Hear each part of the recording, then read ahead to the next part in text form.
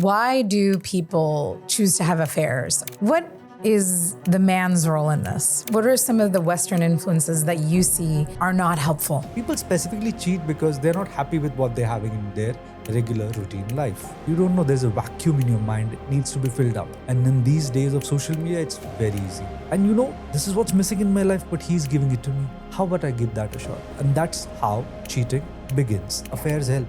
Affairs help couples fall in love again. We men today have been told that, as a man, you have to be very strong. You cannot cry to be strong, you have to fight, you have to be a ruffian for that matter. You have to be a protector of your family. Why? The biggest bad habit that we have picked up from the West is that we love to use and throw. Say it again. In this episode, I sit down with Dr. Sheetal Nair for an honest, non-judgmental conversation about affairs. He answers questions like, why do affairs happen and what kind of communication is needed to work through an affair? He says in some cases, affairs have helped couples save their marriages. We debate through many concepts around intimacy. This conversation will feel controversial, but extremely insightful around a topic that is difficult to discuss. Our purpose is to reduce the shame around affairs in order to create more trust and transparency in marriages and relationships. You'll want to watch till the very end. Thank you so much for being here. I know you traveled in to be with me today, and I'm so appreciative of that. And I'm excited for our conversation because I know we might have a little bit of back and forth around this particular topic. But welcome and thank you for coming. Thank you, Kavita. You've been really nice, and it's really nice to catch up in person. Yeah, absolutely. So my first question is, I was doing this post on Instagram. I did a reel on cheating, and there were some comments. And one of the main questions that I got was, why do people choose to have affairs, or why do people choose to cheat? So I wanted to lead with that question. What is your opinion of why people choose to have an affair or cheat? Okay. So interesting. And I would like to start off with, it's an analogy rather. I would rather equate a relationship with something we have on a regular basis, diet for that matter. You are put on a diet. You're put on a low carb diet, and you suddenly feel that urge to have something heavy on carbs. Why do you do that? You do that because your brain is neurologically wired to actually pick up something that you're not supposed to. If you look at it like that. But relationships have a connotation of something which is very sanctimonious. It's something which has got a lot more privacy, a lot more expectation than a regular diet. Why do people cheat? People specifically cheat because they're not happy with what they're having in their regular routine life. They're bored. They are bored. They are missing something. And this is where the majority of the indiscretions happen. The moment you are bored, and this ever pervasive social media and the fact that the entire culture around us is dramatically changing, forces people to pick up choices which they're not very comfortable with on a long-term basis. But hey, who told them that the first choice itself is also good? Like, for example, when did you get married? I got married, what year? 2007. Yeah, I can't remember. Put you at a spot. 18 years ago. 18 years ago, good. So 18 years ago, when you got married to your husband, you fell in love with him, right? Yeah. And you said that, hey, this is the man that I want to be with. Okay. Yes. You probably saw something in him, and he saw something in you that sparked. Are you the same woman that you were 18 years ago? No. You've changed? I wasn't even the same woman 2 years after I got married. You've changed a lot, right? A lot. Especially after having children. Especially. Yeah. So couples change. Only those couples who accept the change that's coming across in their partners survive relationships. The ones who don't, they eventually end up getting bored and thus pick up other options, and that's what we call cheating. Again, your brain loves to release multiple hormones. I call them the dose hormones. That's your dopamine, oxytocin, serotonin, and endorphin. When you're in a relationship, everything that is DOSE needs to come out.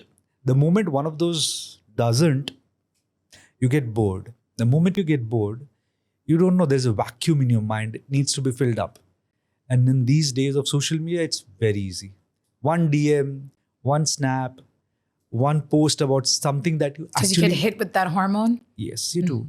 And you know, this is what's missing in my life, but he's giving it to me. How about I give that a shot? Human beings, huh? This is how we are wired. We love to, experiment. Everyone does. The culture sometimes stops us, but we do. And that's how cheating begins. Cheating again is a very wrong word. I don't think it's the right term to use. Yeah. It's What a term? very negative connotation that we have. Yeah. I would rather simply say that the change of choice that one has. On a long-term basis, if you're not comfortable and don't share this with your partner, which usually we don't, then yes, it can end up becoming an affair. It can break a marriage. It can break a relationship. So many things can go wrong. Yeah. And so many things can go right. Yeah. Yeah. I think what is the root of the boredom though, right? Because in my experience, also, working with so many people over the years, and my own experience in my own relationship is that underneath the boredom is something else, right? And underneath the boredom is this emotional, at least as a woman, an emotional disconnection that's happening.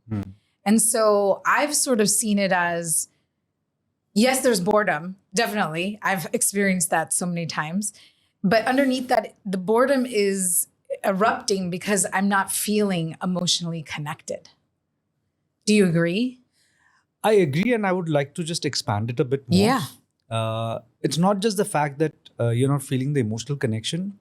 We're missing the plot. The biggest plot twist rather here is you are a woman, you're with a man, your emotional needs and his emotional needs are very different. Yes. The only bridge that connects you with him is communication. Majority of the couples who get bored, they get bored because they cannot communicate to their partner what they want. Or if they do communicate, the partner is not in a state of understanding that, hey, this is what you want. Imagine, the new age Apple that you have and the old age Apple that you had, let's say 6 generations ago, the C connector that is used here was not the same connector that was used in Apple. Is there something wrong with that model of phone and the connector? No, it just would not get into the plug. The plugs were different. The communication, the bridge between two people is something which doesn't exist. That is the root cause of boredom. Because you cannot tell your partner, I cannot be intimate with you right now because I'm not feeling like it.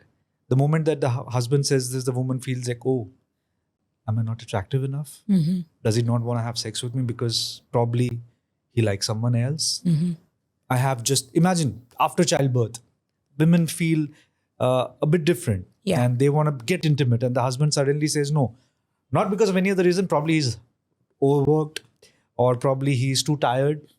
But the first red flag that comes into the mind of a woman is there has been a physical change in me. Maybe I'm not attractive enough for him. But she will not say this. Yeah. She will hold on to... Yeah.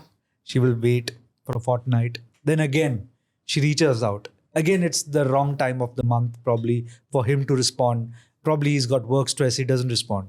Now the woman is very clear that, oh, good Lord, he doesn't find me attractive anymore. Yeah. Instead, if she could have just told him, why are we not making love? Is it because my body has changed? Yeah. The husband would actually say, no, it's not that. You know what? It's this. It's this. I've got work pressure. I'm not feeling like it. I am tired.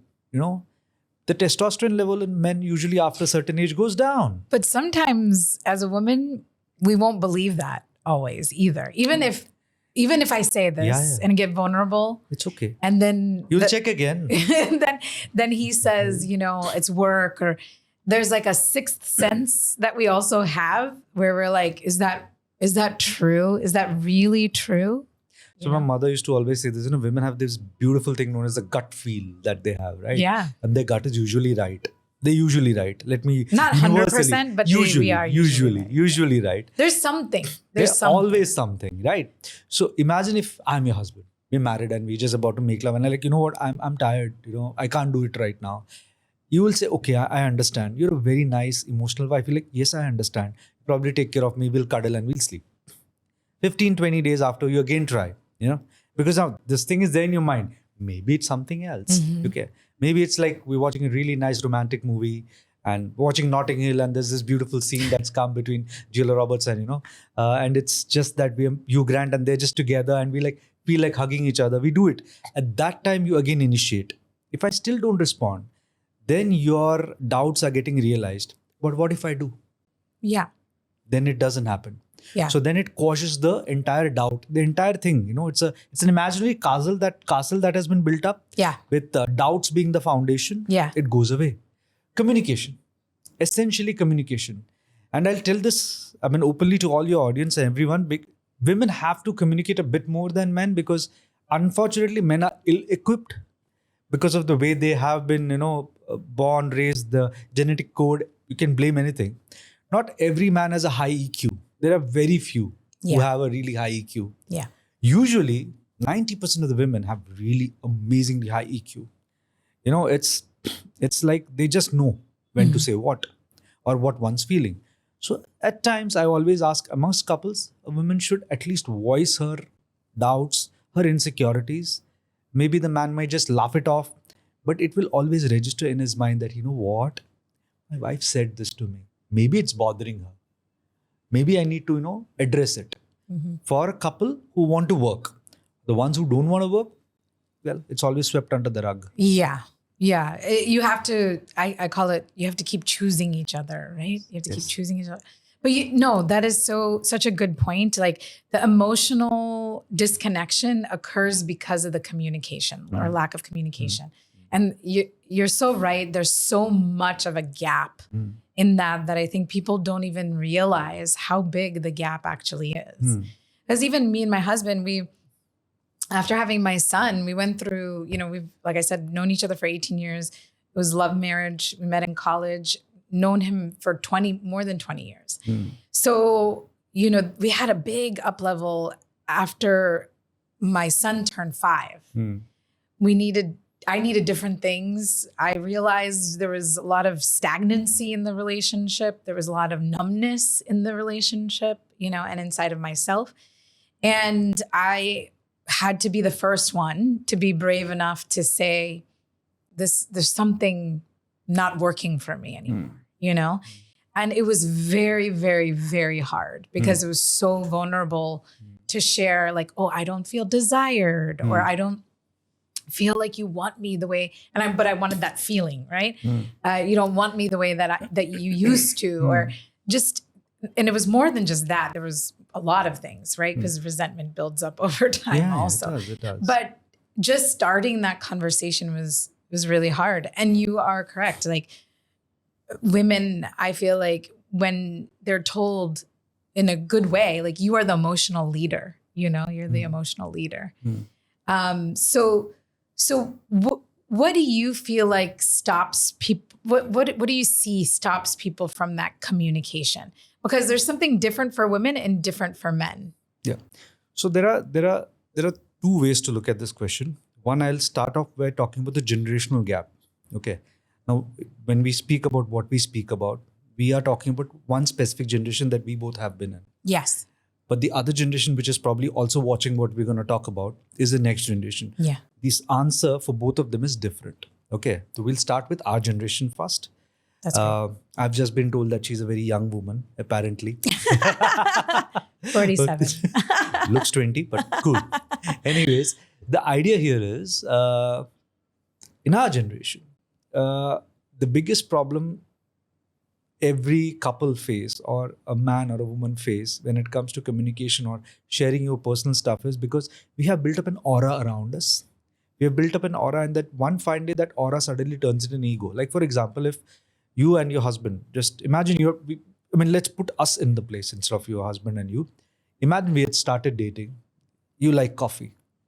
I hate coffee. I love chai. Okay. But then you know what? I really want you to like me. So I will mirror you. I will start liking coffee too. Okay. Gradually, we start dating. It goes on. You love lobster. I hate seafood. Okay. I'm vegetarian. As I said, these are examples. Yeah, okay. yeah. So, but I hate seafood. But I'll go for it. I'll go for it because you know what? I really want to spend more time with you. Yeah. And gradually, a year, 18 months, 24 months down the line, we have built up our relationship. Is this a good relationship? No. It's built on lies. Yeah. which I have said so that you like me. Yeah. Because I really like you, right? And I want you to date me. So I have built up a relationship on lies. Okay. When we get married, now that you're married to me, I'll start sharing. You know what? I hate seafood. Okay. You know what? I hate coffee. You know what? I hate putting the AC on at night. I'd rather sleep with the blanket on, no AC, no fan. Now, what does the wife do? I mean, what does the woman feel? She's suddenly like, you know what? The man I fell for, and this man is very different. But she's okay. She'll say, fair enough. You're changing. Probably being honest with me. I'll understand. I'll adjust. But the best thing about women is they remember stuff. We remember everything. Yeah, they remember stuff. And one fine day when I trip, the entire knives will be thrown at me. You know, that this is the case. Who is at fault here? Am I at fault? Are you at fault? Let me start off by saying that you are not at fault. Yeah. You fell in love with a man who showed another picture. I'm definitely not at fault. Yeah, you're not at fault at all. Yeah. I mean, you are going to be feeling betrayed and you're going to throw knives at me. It's understandable. So am I at fault? What do you feel? Am I at fault? A little bit, because I think that you were wanting to be liked. So you said some lies, right? And you weren't honest with yourself in the process because you wanted me to like you. So am I at fault? I mean, it's hard to say fault, but I will say, I wish you had known yourself better to then just be who you are. Brilliant. So you have to understand there is no black or white answer here. Life is gray. This is a gray answer. Yeah. Right. I'm not at fault. I really wanted to be with you. Yes. So I did exactly what every second brand which is selling a product is doing today. Yes. I mean, use my cream and you become fairer than the moon. Yeah. Use my dew and probably You were women, marketing. Yeah. Women will just get stuck on you. But I agree. I'm a big proponent of not positioning things as black and white. But I think there's also a place for accountability for the way that you showed up, right? And yeah, I came out of insecurity, and we all have insecurity. Who doesn't have insecurity? Everyone does. It came from that, and I can understand that. But also, it was lying. You know, it was that also. Or not telling the full truth. No, it's lying. If you don't like seafood and you're saying, okay, I'll have seafood, or I like seafood even, that's lying. So you're a practicing Jain? Yeah. You believe in the religion? Yes. Yeah. Would you say that our gods are liars? Our gods are what? Liars? Liars? I mean, no. No, right? Do you think Krishna lied in Kurukshetra? I don't know. You do not know? No. No? Okay. Did he? Do you think Yudhishthira lied in Kurukshetra? I don't know. Did he? Okay. So when Dronacharya, the elephant Ashwathama died, Dronacharya... Tell me this story. Okay. Okay, you're not aware of Kurukshetra? No. Okay, wonderful. You know Mahabharat?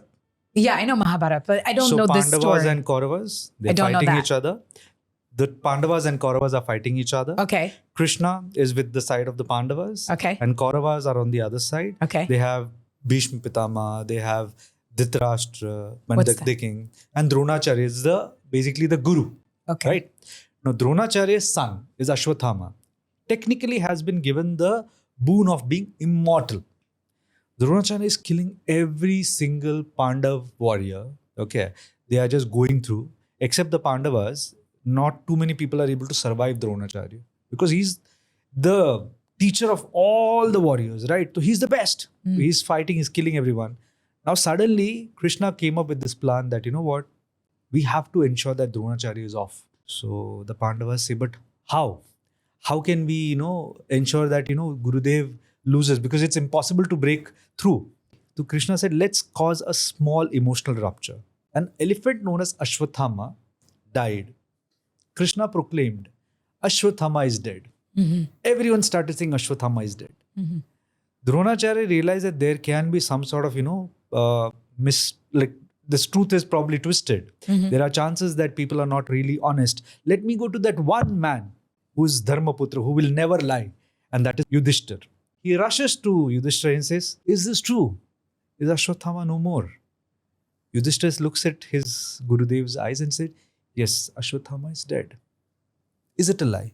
It's a gamification strategy. Is it a lie? But there's a there's a different intention in that Come space. now, is it a lie? Yeah. In today's context. Yeah, it's a lie. So just imagine if this is a lie in today's context, Yeah. it's a lie in the past context also. But it feels like it's a different situation in the sense that it's strategy to convey something. Correct. Yeah. So my strategy here was to ensure that, you start looking at me. You start liking me. Because you like coffee, I like coffee, you listen to me. But I think it's both things, right? It's like there's a lie here and it wasn't coming from bad intention. So there's no malintention. Yeah. There is no malintention. But it's both things. No bad intention. Right. So there's no malintention here. I was not trying to intend to fake something out. Absolutely. Right? Just like in Mahabharata, the bigger goal, the larger goal that Krishna had was to ensure that the war gets over in the stipulated time. Right. So he knew he's a god of gods. He obviously knows the future. He knows the past. So he did what was necessary. Yeah. Right. So life is grey. Even our gods believe in that. But I think hold both things. Hold both things. Yeah. Don't throw out lie. No. Keep lie, but don't throw out that there was good intentions. Absolutely. Too. So when we get married or when there is a right time for me to share, I share. Yeah. Couples miss this. Couples, sometimes they don't miss share. the intention. They miss the intention. They sometimes don't even share. Yeah. They don't share. Yeah. They don't. Like I'm an intimacy and affair coach, right? So many times when couples get intimate, the husband likes things in a different way in the bed. The wife likes it in a different way. They don't communicate. Yeah. 100%. The wife complains that husband doesn't even care if I am actually having an orgasm or not. Yeah. He just gets through with it. It feels like I'm being used. Yeah.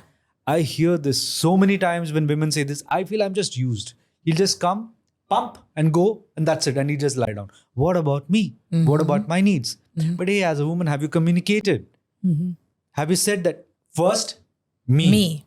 Then you. Yeah. Right? Yeah. So the moment a woman starts saying that, life gets easier. The husband's obviously going to feel pressurized, but it's okay. Mm-hmm. If he likes her, if he wants to make her happy, he will put in an effort. Yeah. And trust me, women are very nice. I love women throughout the world. The reason I'm saying this is because they're very kind. They'll adjust. Yeah, we adjust too much. They adjust. But the problem with that is they adjust too much and they forget to communicate their needs. Yes. Why not? Say to the men that, hey, I need this. And this is why the part 2 of my answer. Today's generation is very different. Mm-hmm. Women today are way more powerful. Women today are way more forward thinking. They will say that, you know what? I need this. Yeah. Please ensure that I come first. Yeah. And I like that about today's generation because they know what they want. Yeah. So they are actually able to communicate. And the men today are also, the metrosexual man today is able to take that. Earlier, men had a problem. They had an ego issue also. When a woman communicated that, this is what I need. And he would say that, are you trying to tell me that I can't satisfy you? So that is also a very big part. What happens in marriages today is that we take intimacy away. We feel that intimacy is not important. Why? The reason why a man and a woman get married technically as per the societal norms is because they get a license to have sex. That's what I feel.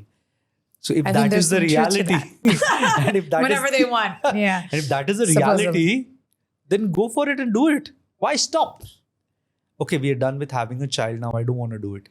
Doing it doesn't mean that you have to go at it like porn actors. No. It's different. Making love and having sex are two different things. Yeah. Make love to your wife. Make love to your husband. Make them happy. That solves 70% of the equational issues. 70%? 70%. Proven fact. Couples... Meaning what? What solves 70%? Say that again. 70% of the intimacy issues, 70% of the communication issues between couples can be solved if they are actually intimate with each other in the right sense. Yeah. Some couples just like cuddling. Good for that. That's what they want. Some couples want to get through with the act. Good. Some couples have fetishes. Good. Yeah. Some couples are inspired by 50 Shades of Grey. Good. Yeah. There's nothing wrong. Yeah. Till the time it's behind closed doors, it's okay. Yeah. It's absolutely okay. That is why today you have couples, no, not couples, you have thruples, right? You have open marriages because they want to explore their sexuality. But there is again a negative side to this also, because this again ensures that if proper communication is not there, it breeds insecurity, the marriages go down the drain. So you have to be very careful. As I said, there's no black or white here. It's a lot of gray. But yeah, the essence, the foundation is communication. I feel this generation is way better. So then are you seeing with this generation less problems because they're communicating? Because I don't. No. Yeah, I don't see less problems. No. There are more problems because this generation is way more distracted. Hey, we didn't have so many distractions. There was no Tinder. There was no Badoo. There was no Bumble. There was no Instagram wherein any random guy would just DM you. I mean, you look good. I'm sure you must have got crazy DMs. I get crazy DMs. I mean, I don't even do anything. Yeah. Right. But this is very natural. It happens a lot these days because a distracted generation keeps checking their phones, lives more in the virtual life than real life. So what is good about this generation is they can communicate. What is bad about this generation is they're distracted. Yeah. What was good about our generation was we were less distracted. What was bad in us is that we were not as communicating as much as necessary. We were not communicating as much as necessary. Yeah, I get that. So then what is the man's role in this, right? So if a woman starts to communicate more, share more, because she is more attuned or emotional, or I'll get into in just a moment of like, how do we do that more, right? How do we do that more?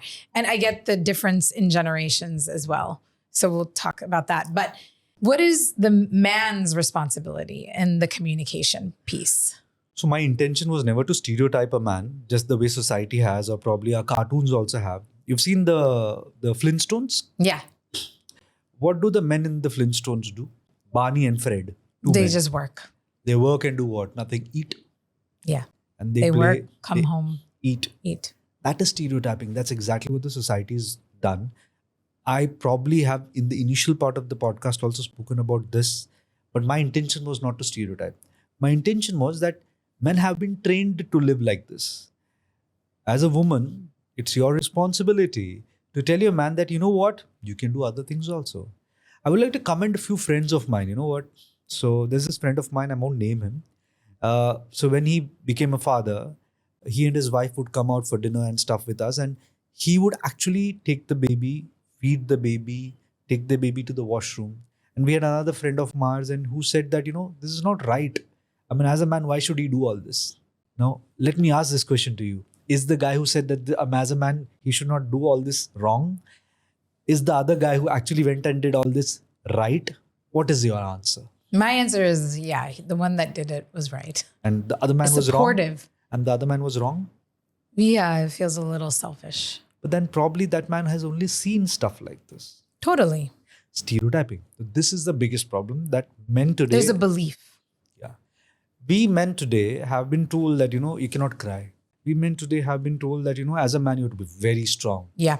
You have to be like Tiger Shroff. You have to be like John Rambo, have 6 packs. It doesn't matter if it's fake or not, but just have it. You cannot cry. You have to be strong. You have to fight. You have to be a ruffian for that matter. You have to be a protector. Of your family. Why? So primitive sense, it worked. Earlier men were hunter-gatherers. The women used to be the ones who take care of the home, handle relationships and communications and stuff like that. But men today don't hunt.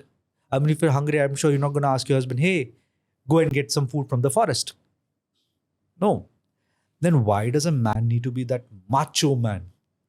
He also has feelings. He also has essentially everything that can make him cry. He feels pain too. He feels hurt too. Let him express. Here I'll blame the women. The reason why I'm going to blame the women is, okay. Do women like men who cry? I do. Is it? Are you sure? Yeah, I do. Anytime my husband cries, I feel like he's actually in his body. And for me, that's actually very attractive. Now, I'll tell you also that if he's crying in a way that feels like, I don't know, the whole world is out to get him, let's just say, I don't like to use the word victim because, I don't know, it feels like a negative context. But if he's crying like, oh, I'm poor me, like that, then yeah, I can sense in my system that I'll be like, why are you so in this place of poor me? But if he cries and like, if I say something that is profound or moving or something and he cries, or we're watching a movie and he cries, I love it. I think it's beautiful. So you see what you're doing here? You're doing exactly what usually the women do. They judge men. Okay. There's nothing wrong in that. But you also But I'm haven't... not judging him for all of it. No, but you're judging him for the fact that if he just keeps saying the entire world is out here to get me. Yeah, Yeah. it's true. There's You know the reason why? there's a The little... reason why you do that? The reason why you do that is men don't vent. Women can. So if a woman says the entire world is out here to get me, you probably will be like, okay, it's okay. Probably give her a tissue, buy her some cold coffee, get some scotch on the rocks, sit, have a sip and tell, yes, babe, the entire world is to get you. But I'm there for you. And you'll be okay. You won't judge her, but you'll judge him. But that's social conditioning. Yeah, That's what the society is told. It is social And conditioning. you're not at harm. I would blame the society because we all have been conditioned this way. I'm a big time crier. I can cry at the drop of a hat. I even today put Bahubali or put any random movie which has some emotional scenes in that. I will cry. I cry in the theater. I cry while reading a book. I cry when Cecilia Ern's books I read. I cry when I read Notebook. I cry when I read P.S. I Love You. But the thing is, the thing is, initially my wife also felt odd. But I had to tell her, you know what? I'm crying. See, but I don't find that wrong. Or even... I know you don't. Yeah. But when we cry, that, things are not going my way. I feel that, someone's out there to get me. No one understands me. Kisi ko samajh mein nahi aata hai. I'm just getting irritated. I'm getting frustrated and I cry. I will be judged. But we get judged too as women. You do? When we do that. Who judges you?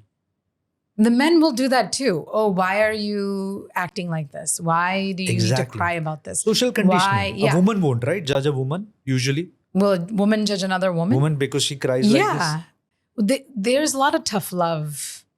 So I think it's genderless. I think anytime somebody is in the poor me place, the instinct is to judge. Or not judge them, but to want them to not think that way. So I primarily feel it is a very weird conjecture. I'm going to, just for this argument's sake, going to use only two genders. It's men and women. I'm sure there are multiple and I support all the genders as maybe. But when we talk about men and women, the permutation combinations which are there is men and women, women, men. Okay. Yeah. So the idea here is in these permutation combinations, will a man judge a man? Yes, he will. If a man cries to a man, you're like, what the hell are you crying, man? Have a drink. Let's go play some sport. Let's just sit and cool off. Or if you're in US or something, let's just go to a strip joint. Something. Just blow off your steam. If a woman is talking to a woman and she cries, let's just go for shopping. Let's just go for a small break. Distract. Okay. Now, when a man is talking to a woman, this is where the interesting conjecture comes. A man will judge a woman and a woman will judge a man. Usually. Because you cannot say that I've been victimized. I know the word is a very negative word, but you cannot claim that. So only the same gender sometimes understands the stereotype part of it. But then again, when we put that across in the context of a relationship, when a husband and wife are together, you have to understand, then a man and woman cease to exist. I would always try to say that as a husband and wife, you're not a man and woman. You're actually just a husband and a wife. But the role keeps changing. Sometimes the husband will become a wife. Sometimes the wife will become a husband. Does that happen to you? 100%. And you comfortable with that? Yeah. So then you have a good relationship. Those relationships, when the husband suddenly becomes a wife and the wife is not comfortable, is a relationship where it goes for the toss. Mm-hmm. Or vice versa. A man cannot take a woman who's suddenly become very strong because that man is insecure. Yeah. So just like a man can become a wife in a relationship, a wife can also become a man. Yeah. Only those relationships where these roles can be interchanged in a comfortable manner, those relationships are successful. Any successful relationship, you just sit across people who have been married for 25 plus years, 30 plus years.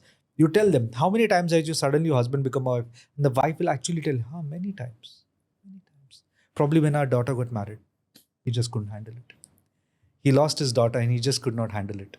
Because for a man, a daughter is like something a man cannot explain. It just happens. It's like a part of you, right? Yeah. So same thing. So this role reversal keeps happening, and only those relationships wherein this role reversal is handled in a very natural way. Like they allow it. Yeah. Back and forth, they allow it. Yeah. Yeah. I hope you love this episode of Desi Wisdom. Please leave a comment below telling me if you liked it, if you didn't like it, what you would have wanted more of. It really helps me refine this podcast to give you exactly what you want. I will be reading every comment and responding. So if communication is the kind of the root of the boredom to some degree, right? Then let's say, have you seen examples where couples are communicating, or they think they are? They're more open. It's not just like, the woman and man are shut down, but they're communicating. There still can be times where affairs happen. Yes, they right? do. Yes, they do. So what causes that? Affairs are very common. Affairs are something which are going to be very natural in the next 10, 15 years. We as couples, we as affair coaches or intimacy coaches, we have to be very honest when we speak to people. The problem is this, that today you have options. Okay. You can communicate to your husband that, you know what, I need this. He doesn't give it to you. He says, please understand, babe, I can't do this. You understand. You wait for a month. Then you again say, you know what, how about we do this? He's like, babe, you know what, still not there, can't do it. You will be a patient and a tolerant wife, but you cannot tolerate beyond a point. So then you're again on your phone. I know I'm necessarily made phone out to be a very evil gadget, but then in reality, it's the truth. It's the thing true, that yeah. I go to. If I'm shut down in my relationship, this is the first thing I pick up. So you go on Instagram and suddenly you put a post out there and you suddenly see that there are so many likes there. Who has liked it? Let's imagine someone has liked it and that person has sent you a message. And then that person is giving you the same thing that your husband is not. Yeah. Start listening to that man. Say, let's have a cup of coffee. I mean, what's the harm in having a cup of coffee, Kavita? I mean, just having a cup of coffee. It's not like we're in a bedroom and we're naked. Just having a cup of coffee. That's the beginning. Then you start opening up. You stop asking your husband to sit across the table and talk to you. Now your husband's happy. Yeah, she's not complaining. Probably she's got sorted now. So men are like that. Men will not go back and say, you know what? 2 months ago you said that you want to talk. Let's talk. No man will say that. I mean, it's just not possible. I know, it's so frustrating. Even like after, my husband and I have a big conversation, right? There's conflict and then we have a big conversation. Then I want to keep okay, we realized this and what do we do? I want to keep talking about it. And it's like, okay, it's done, So men are like toolkits, they get your work done and move on. And that's how they're coded. As I said, again, not stereotyping, but we have to break it. Yeah. So now you're going to talk more to this guy over a cup of coffee and then let's keep on meeting every fortnight for a cup of coffee. One fine day, that cup of coffee turns into phone calls, then phone calls, a video call, then video calls say, how about we just go for a break? And break say turns into intimacy. Yeah. And then you suddenly find that, hey, this man is better. Yeah. You have an affair. Why? Because you cannot break it open to your husband that you found someone else. You probably are married, you have a child. You want to ensure that the child has a continuance. So you continue, right? Yeah. And this is how affairs happen. Yeah. Now I've given you a female example. Let me give you a male example. Because if I don't give it, you have to make it neutral. out. You have to yes, even it you out. have to even Even it out, right? Now men have this thing that they feel that their wives have to perform like a porn actress whenever she's on the bed. Unreal expectations. Men have this. Yeah. A lot of them have. A woman's body goes through so many changes. She has become a mother. She obviously has got through so many changes and men suddenly start feeling that, oh, she's not there yet. But he loves her. So he's like, okay, it's okay. Let's not do this. Let's not do that. Let's not do this. Let's not do that. Suddenly he encounters this young, beautiful girl in the office. She's also giving attention to him. He likes the attention. He likes mentoring her. Oh, this has happened. He likes mentoring her. There's a beautiful 10, 15 years age gap. He's mentoring her. Then one fine day, then mentoring suddenly turns into something else. He becomes... What is that thing for men, this mentoring thing? Why do they This happens a lot, right? Yeah. It happens a lot. What is that? So, you know what? Men love to be heard. And this one thing sometimes women miss that, initially you start listening to everything that your husband says. One fine day you say that your husband's actually giving you bullcrap advices, so you stop listening to him. Or you keep hearing the same thing. Yeah, and you're like, you're repeating yourself again and again. Let me not listen to you. So man's subconscious registers this, okay? Consciously And he's then not. so if there's another female listening, intrigued. Yes. So man subconscious registers that, you know what? Your wife is not listening to you. So your conscious mind will not say anything. But subconsciously, when there is another Jane Doe around who is listening to every bullcrap that you're, saying, Yeah. and she's taking notes, like, yes. You're so interesting. And then you subconsciously like, you know what, dude? This woman's interested. Yeah. And then you suddenly start mentoring her. The best thing your subconscious is like, okay, let's not do anything, let's mentor her. But then mentoring suddenly turns into something else. There have been so many mentor-mentee affairs. Yeah. It's crazy. It takes the marriage down the drain. Yeah. It does. So that's usually what happens with men. Again, I've just given a colloquial example. I mean, I'm not trying to generalize it, but it happens. There are some generalizations, yeah. It happens. Yeah. And this is what usually happens. Men find attention and women paying heed to what they're saying more than what their wife does. We all love opposite sex giving attention to us. Oh, yeah. 100%. I say all the time, I got married, I'm not dead. That's why we dress the way we do. We take care of ourselves the way we do. That's the reason why people buy 50K, 60K perfumes. Right? I mean, it's not going to change the way you smell. But yeah, you want to look, sound, smell attractive. Yeah. So we always like the attention that the opposite sex gives us. Yeah. So this is where the affairs become generalized. And it's getting more and more generalized now because the context of relationship is changing. We belong to this country, India. I mean, we are across the world. We are there everywhere. But we have this ethos, Indian ethos of marriage, which is still surviving in us. As an institution, as a culture, as a community, we find marriage to be one of the most strongest bond that is there in our religion, in our cultural context. And we hold marriages very sanctimonious, very sacred. Yeah. Okay. But in this sacred marriage also, termites have entered and the foundation is getting crumpled. And the biggest termite which has entered is lack of trust, lack of satisfaction. We are not satisfied anymore. Probably 15, 20 years ago, you would have been satisfied with ABC, but today you're not satisfied with ABC. You want A to Z. You know why? Because he's getting A to Z. Because she's getting A to Z. Why can't I get A to Z? You imagine, right? You imagine that somebody else has A to Z. You know, no? Social media shows it to you. Right. But you imagine it. So like, it's not real, right? It's not real. But Yeah. but you'll tell you this, like, as a couple, how many breaks have my parents taken in their entire life? Once a year probably, and they used to always go to these temples and stuff like that. Yeah. But what am I pressured to? Not by my wife, but by the society. 2 breaks a year. One of them has to be international. Why? International. Because I can afford it. I actually tell my friends, you know what? I really don't want to do it. But then you know what? You can afford it. Do it. Why? Because I'll make you happy. You may not be happy.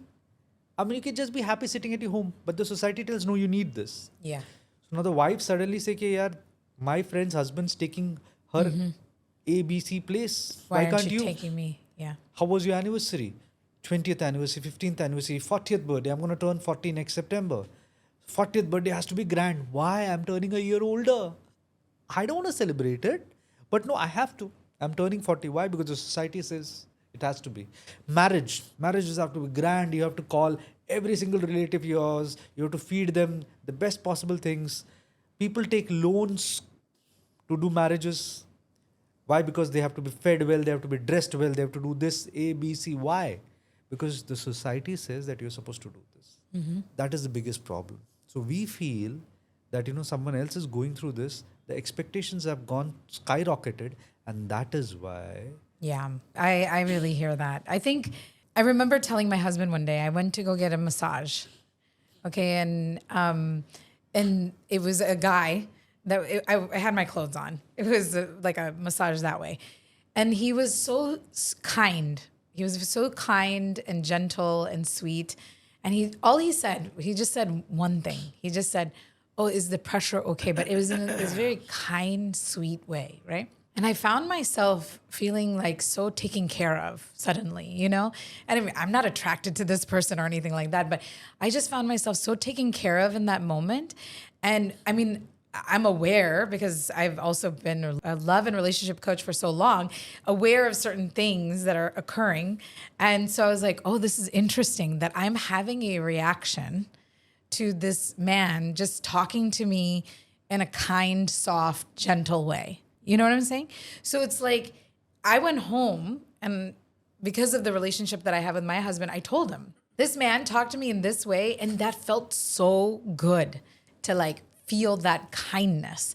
And sometimes I don't feel that kind of kindness from you. Not that you're not trying to be kind, but it's just you have a different way, you know?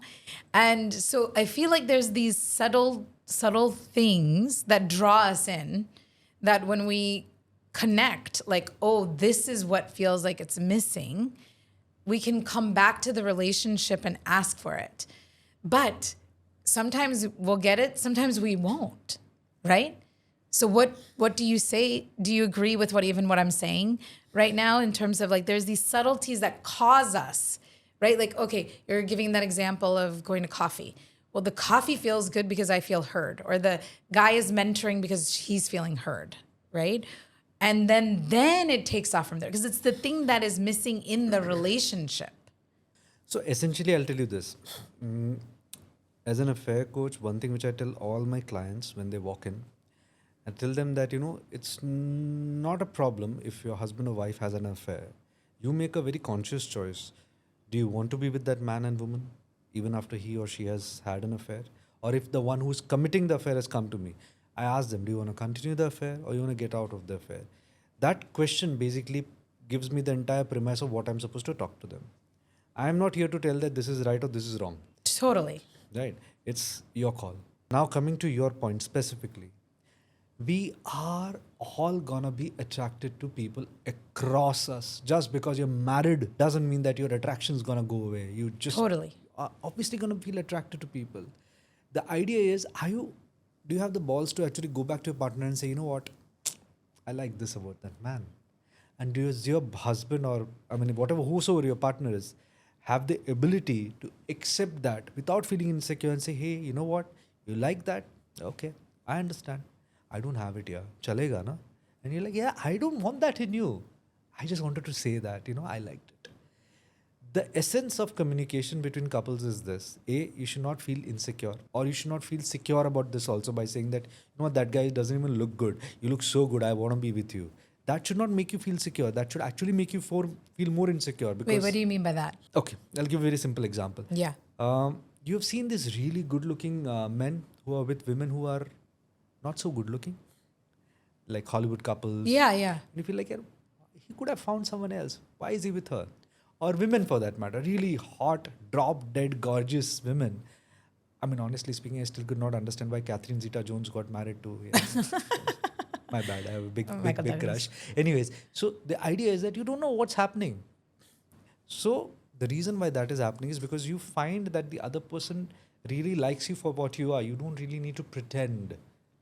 So when I talk about this, you have to be with someone and you need not come and say, you know what, I don't even like the way he looks. You look so good. I love to be with you.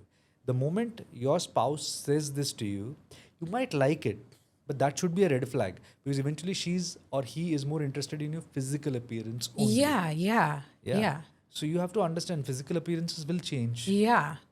Your body is not going to remain the same. Yeah. I get this a lot from people that, as a couple, we want to be fit. Be fit if your health allows it. Be fab if your health allows it. But if it doesn't allow, don't judge your partner. Yeah. Don't judge your partner. But I think that I'm getting to some other subtlety, which is like you're having an affair or you're being drawn into something like that because there's something missing for you in your relationship. Yes. Right? And so there are times where I bring this to my partner and he'll, I'll be like, can you just say this kindly or with more compassion? That would feel good. And then he'll do it. Sometimes he'll do it and then sometimes he won't do it, right? But it's that exchange in the relationship that I feel like gets missed, right? That like this is the thing that's missing. But what's also true is that I'm not going to be everything for my partner and he's not going to be everything. He can't fulfill everything for me. Correct. Right? So how do you help couples bridge that, right? So even if they're aware enough to see, oh, I'm being drawn in because I feel very appreciated by this person and I don't feel that at home, right? You get drawn in by that. And you even know enough to say, oh, I don't feel appreciated. And you bring that to the relationship. But then what do you say to them if the other person says, I can't give this to you, or I don't know how to do that, or to the person that's asking for it and then receiving the no, what should they feel like? Okay. What's your favorite dish? Idli sambar. Oh, nice. I feel good about it because I'm a South Indian. So, Good. okay. Does your husband cook? Yeah. Pasta. Lots of pasta. But he doesn't really make good sambar, obviously. No. Imagine you come to my home. I cook really well. I cook an amazing sambar. So whenever you're coming home, I make the perfect soft idlis for you. Amazing sambar. And you just love eating food with me. Yeah. Okay. You go and tell your husband, I love going to Sheetal's place because he cooks really well. He treats me so well. He makes the best sambar. My tummy is always full. Yeah. I like him. If your husband says, okay, that's nice, but I really can't do much because I can't make sambar and idli. I'm good at pasta. But if he puts an effort the next Sunday, he tries to make a sambar, cooks up something. It is not obviously as good as what I make. I make good sambar. So it's not as good as what I make. Would you appreciate your husband? Yeah. Why would you appreciate him? He can't make it as well as I do. Why do you appreciate Well, him? the effort, like the effort and the care. That matters more, no? Yeah. Even if I make the best sambar for you, your husband cooking up something, going out of his comfort zone for you. Point is for you. Yes. That would mean more to you than my sambar. 100%. That's it. That's your answer. Women and men, both, they actually value effort more than the results. The world actually focuses more on results. We have been wired that way. Yeah. No? We always want to have results. We don't value efforts. But in a relationship, that doesn't hold true. The Likert scale in a relationship is more about efforts and communication. The what scale? The Likert scale. What's that? Likert scale is basically a scale with which you measure the efficacy of anything. Oh, It's basically a Okay. PhD sort of a term, Okay. right? Okay, PhD. So Likert scale, right? Okay. So there is no specific Likert scale. The Yeah. scale here is very simple: communication and effort. The moment a relationship between a husband and wife, between a boyfriend and girlfriend, anyone for that matter, again gender neutral here, between a boy and a boy or a girl and a girl, that moment they have communication and an effort, that's enough to Yeah. satisfy. Yeah. I mean, I recently had this couple who came up to me, and the husband's in America and the wife is in India. He keeps coming to India, shuttling. They don't have children yet. They are in the mid-40s. Now they're trying, but the husband being there, wife being here, it's very hard. There was a small indiscretion wherein the wife stepped out. But she was nice. She came to me. She said, I have done this. I do not know what to do. So the first question I asked is, what do you want to do? You want to continue your affair? You want to communicate to your husband? She's like, I don't want to continue my affair, but I want to communicate to my husband that I've done this. I said, okay, are you ready to take the brickbats? It's not going to be hunky-dory when you tell your husband, I've stepped out. He's like, yeah, it's okay. I will do that. So we had a couples counseling. The wife told the husband. He didn't take it that well. But the first thing that I wanted when I spoke to the husband is like, ask her why did she do what she did. He did in front of me. She's like, you were not there. He's like, what? I was out trying to make money for us. Us. So I basically said, where is us? Where is that us? If you're there, she's here. There is no us. How about it start spending more time with each other? Romantic dates, set up spaces, time zones, interact with each other. Many times couples, we get busy with our lives. Yeah. Life becomes more important than us. Yeah. Forgetting the fact that there is no life without us. Yeah. It is us that context the life. It is not life. Imagine not having a partner and you're trying to make money. Whom will you spend the money with? We all do this, and this is the biggest problem that happens. So in affairs, the problem here is communication and effort will take care of it all, always. You'll either be there if the other party is ready to make an effort. For example, if your husband doesn't make an effort to make a sambar, one fine day you'll run away. Yeah. Yeah. Especially if I said I like it. Yeah, and if I'm single, then you'll obviously run away. So the idea here is this. You have to understand. Effort and communication. You have communicated to your husband, you don't see effort from his side, and you continuously tell him, in spite of that, there is no effort, then obviously you're going to feel heartbroken. The same thing matters and happens to men also. Men tell women that, you know what, this is what I need. Once, twice, thrice. If the fifth time also she doesn't pay heed, then the subconscious is obviously going to find another mentee for the mentor. Yeah. That's going to happen. Yeah. This is really big thing that you're saying. I feel like that's missing from what a lot of people talk about in this realm. Because, even what I mean by most people are missing this effort piece is because I feel like in the construct, like in the West, so much is being promoted around, which influences the world, right?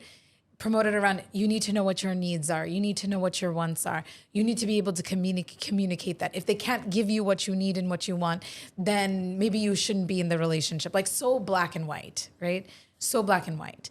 But you're right. It's not about like, okay, I have this need, I have this want, and you give me that exact need and that exact want. That's not actually what the connection is about. It's about the effort. So even when my husband and I were going through this rough patch, one day I said, I think you need to do like something bigger, like Vipassana or something, so that you go inwards, right? Because I can just sense that you feel so disconnected a lot of times from yourself, which is normal for a lot of people. And this one time I said it, and he didn't give me much resistance, which usually I get. He took it in, and he was just like, okay, let me research it. Let me figure it out his own way of doing it. And then he booked it and he went and he did it. And to me, that meant everything. Like the fact that I didn't have that level of resistance I usually get, the fact that he trusted me enough to try something. So this is a big thing also, right? 10 days of silence and meditation. It was so big that it meant so much that I was just like, because I was sort of in this space where I was like, is this what I want? Like, is this what I started to question?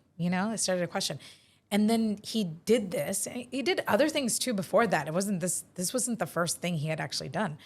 But when he did this, I was just like, okay, I'm in. Like I clicked back into the relationship because it was the effort.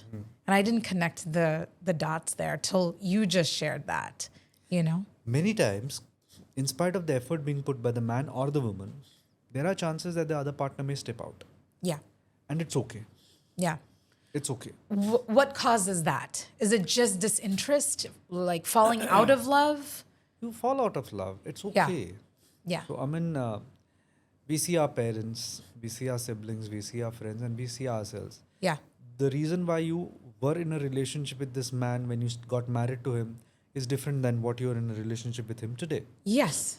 But see, this is where I get a little confused, right? Because I almost fell back in love with him because of this, right? So that's exactly what I said. Okay. So you're going to have these ups and lows. Yeah. There are times when you exit the relationship also. Yes. You're merely physically there. And it's okay. I have no judgment on somebody exiting a relationship. But what the question is like, if I could even come back to this, the love, and almost even refall in love, then if a couple had come together out of love in the first place, can't you come back to that? You can. Yeah. But then again, sometimes, I'm going to make a very controversial statement here. Yeah. Affairs help. Affairs help couples fall in love again. You know what? A man, very sexually active man, got married to a woman, again, as sexually active as them. They made amazing babies. They had 3 babies. And all the 3 babies were between a gap of 2 years. Those like good. They were like really good in bed. 7th year down the line, the man suddenly fell at like very good looking man. He fell in love with another woman. Love, I say love because he felt it was love. They had an affair. They used to every month take out 3 days, enjoy, really have a really good time. The woman was really nice. She didn't pressurize him to get married. She was single. She didn't want to get married to him. It was really good. The more time that he spent with this woman, having an affair, having a good time, he suddenly realized how good my wife is. And Yeah. it's a very stupid thing to say. but this also happened. Yeah. Then he went back to his wife, but he was smart. He reached out to me. I asked the same question which I ask everyone. Do you want to tell your wife? He's like, no, I don't think she can take it. She's born 3 kids for me. She's born 3 kids for me. She's held my family together. If I tell this will break her. So I said the second question, do you want to continue the affair? Because you very honestly are telling this to me that you love your wife more because you're with this woman. He's like, probably for another 6 months, let me see how it works out. He did that. After a year and a half, he broke it off with this woman. Now he's very committed to his wife. So there is no black and white here. Did he tell her? No, he did not. He can't. And I have. Do you have judgment of that? I have embellished the facts here so that she doesn't know what I'm talking about him. Yeah. Right. So the idea here is very simple. Do I judge it? No, I don't. You don't. I don't. Why should I? You don't judge the fact that he came back but doesn't tell her. No, I don't. Just that piece, the No, I not don't. telling I don't. piece. Imagine he didn't find another woman. Imagine he was with a therapist. He kept on talking about, my wife doesn't satisfy me. I don't feel attracted to her. I don't get. But did he ever? I don't get an erection when I'm with her. I don't want to be with her. He's using a therapist. As a therapist, I make him go through exercises, reach out inside him. And then he goes back to his wife. He never tells her that he had a therapist. Do you think that's wrong? I mean, it blocks intimacy. No, but again, he did not tell her that he had a therapist who helped him out. He goes back to his wife. That's it. But it no blocks. Affair. But no affair. No affair. Okay. But it blocks intimacy in the relationship. I'm again asking this question to you. Okay. Do you judge him? He just had a therapist. I do. Why? I do because I believe that in relationship, if you're committing to somebody, you want to be as transparent and open as possible. Because if you don't, it blocks the connection. In the eyes of law, what is more judgmental? Him actually being with a girl or him being with a therapist? What is... Same. They're same? Not in societal. Societal, of course. You get burned at the stake if you are having an affair.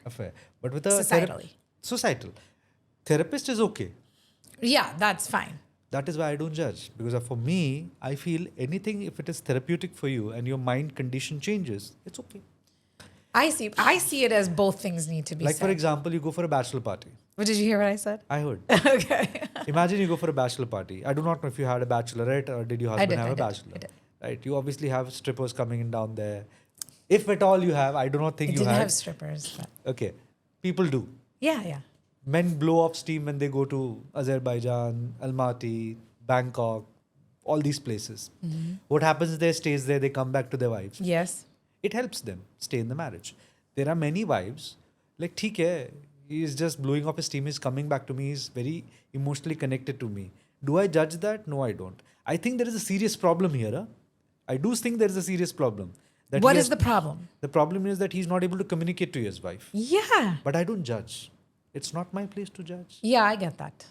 It's not my place to judge. There is a problem that he can't communicate. But you have to say there's a problem.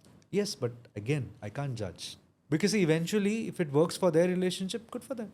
No, I mean, I see that, but there's a problem. There's a problem. There is a problem. Yeah. There is a problem. Coming back to the idli sambar example, my mother, to make the idli soft, she always puts poha in it. Oh. It makes it very soft, right? But regular idli recipe doesn't have that. Yeah. So is this a corrupted idli? Yes, it is. But do I like it? I love it. Yeah. So it's okay if it works for me. Yeah. Till the time it works for me. Yes. I just think, I guess I'm coming from the perspective, the only judgment I have of it is that it doesn't allow, it's more lack of communication. In the first place, the lack of communication is causing these things. Then you do the thing and it reminds you of the thing, but then there's still lack of communication. True. And so the actual thing that's happening in the partnership is not getting resolved, So then how do you, if you don't judge that, which is fine, you don't judge it, but how do you help them resolve what's happening in the relationship? See, it's their call. Their husband, wife. They're the kings and queens of their own kingdom. Yeah. My responsibility is to just show them the mirror. Yes. I show them the mirror. I say, you know what? This is the blemish. Do you want to take care of it? Because if you don't take care of it, one fine day your kingdom will fall. Yes. I've been telling this to the same man. Till the time you do not communicate. Yes. Don't need to say that I had an affair. But you have to tell her that something went wrong. Yeah. I did step out. Yeah. Talk about it. Yeah. Why? You see, the why is very important. I have 3 questions. How, why, and what. How did it happen? Why did it happen? What can be done to ensure that it doesn't happen again. Till the time a couple in an affair doesn't address these three questions together properly by talking to each other, the affair is going to resurface and the relationship is going to crumble. If not today, something else tomorrow. Yes. And affairs are not always with the opposite sex. It can be an affair with alcohol. Yeah. You The drink substance. you drink yourself to death. Yeah. Substance abuse is very common. Yeah. And I mean, there's also that it's like emotional cheating versus physical cheating. Yes. Any cheating is cheating. Yeah. I mean, you go stepping out of your home to have coffee with your friend and sharing everything with your friend, I would consider as emotional cheating only because you can't talk to your husband. Now, many commenters will always say this to me that you cannot always say everything to your husband. Yes, maybe at that specific time. After a week, say na. Yeah. Because if you just find that one person to talk, then you are emotionally cheating. Yeah. It's true. And the relationship is always going to go bad.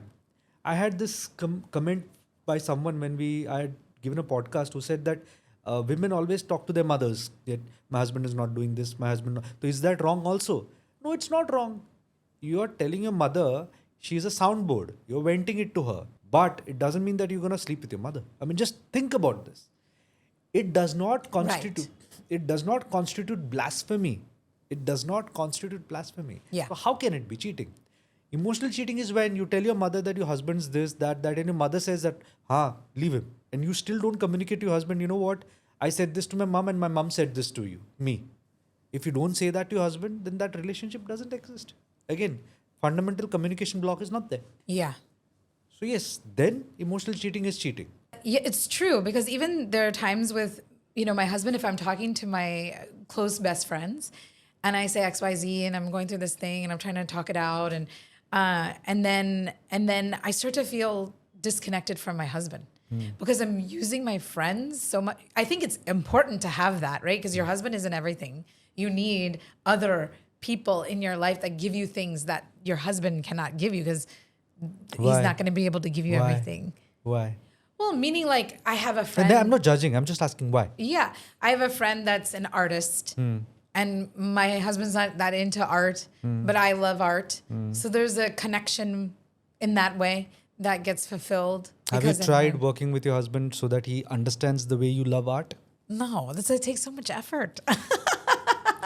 This constitutes a red flag. But he doesn't have interest. Have you shared this with him? Has he put in effort? I have told him. I'm like, and he does, because I have shared with him. He's understands that I like art. So I'm not trying to put you at spot here, but I'm trying to just give you a very clear picture. Majority of the couples, they share their problems with their spouses. They feel that their spouses don't have the ability to understand, or they don't have the time, or he or she has more important things to do. Let me not trouble them. I mean, many times Indian women, I've seen this, he's already going through so much stress, office stress, money, this, that. Why should I trouble him? So she starts speaking to her friend. Okay. That's not why I'm doing it, but yes. No, I completely understand.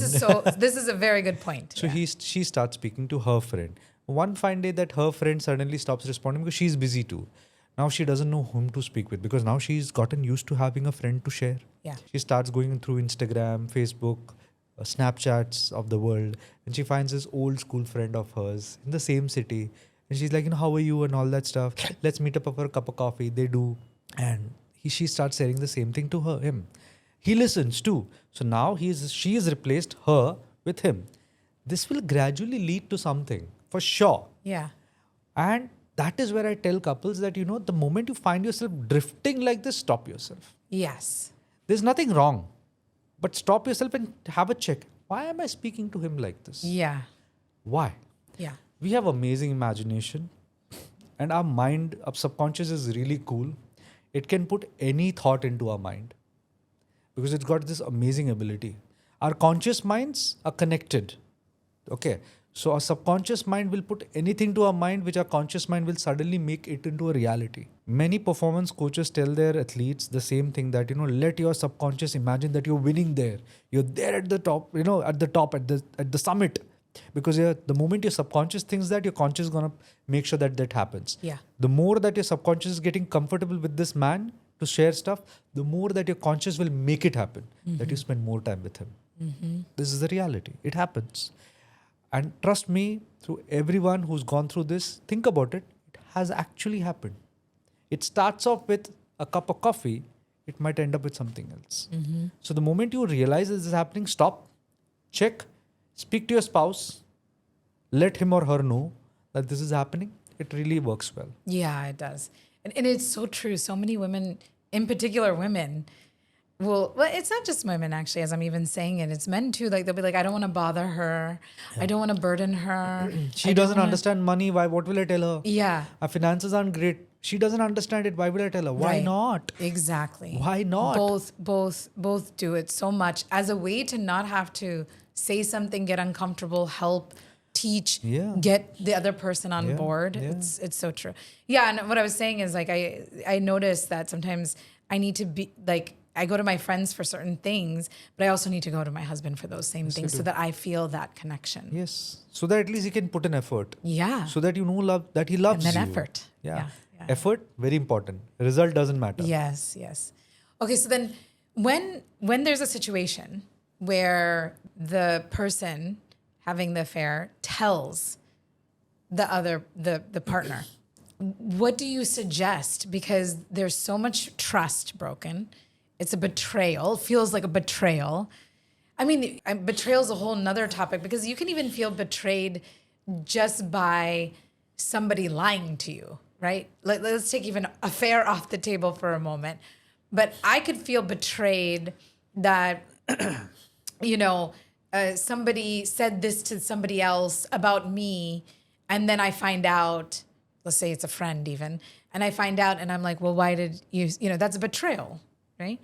And so how do you support couples around the lack of trust or the break of trust, I should say, and the betrayal piece? So I'm going to give you an example again of Kurukshetra here.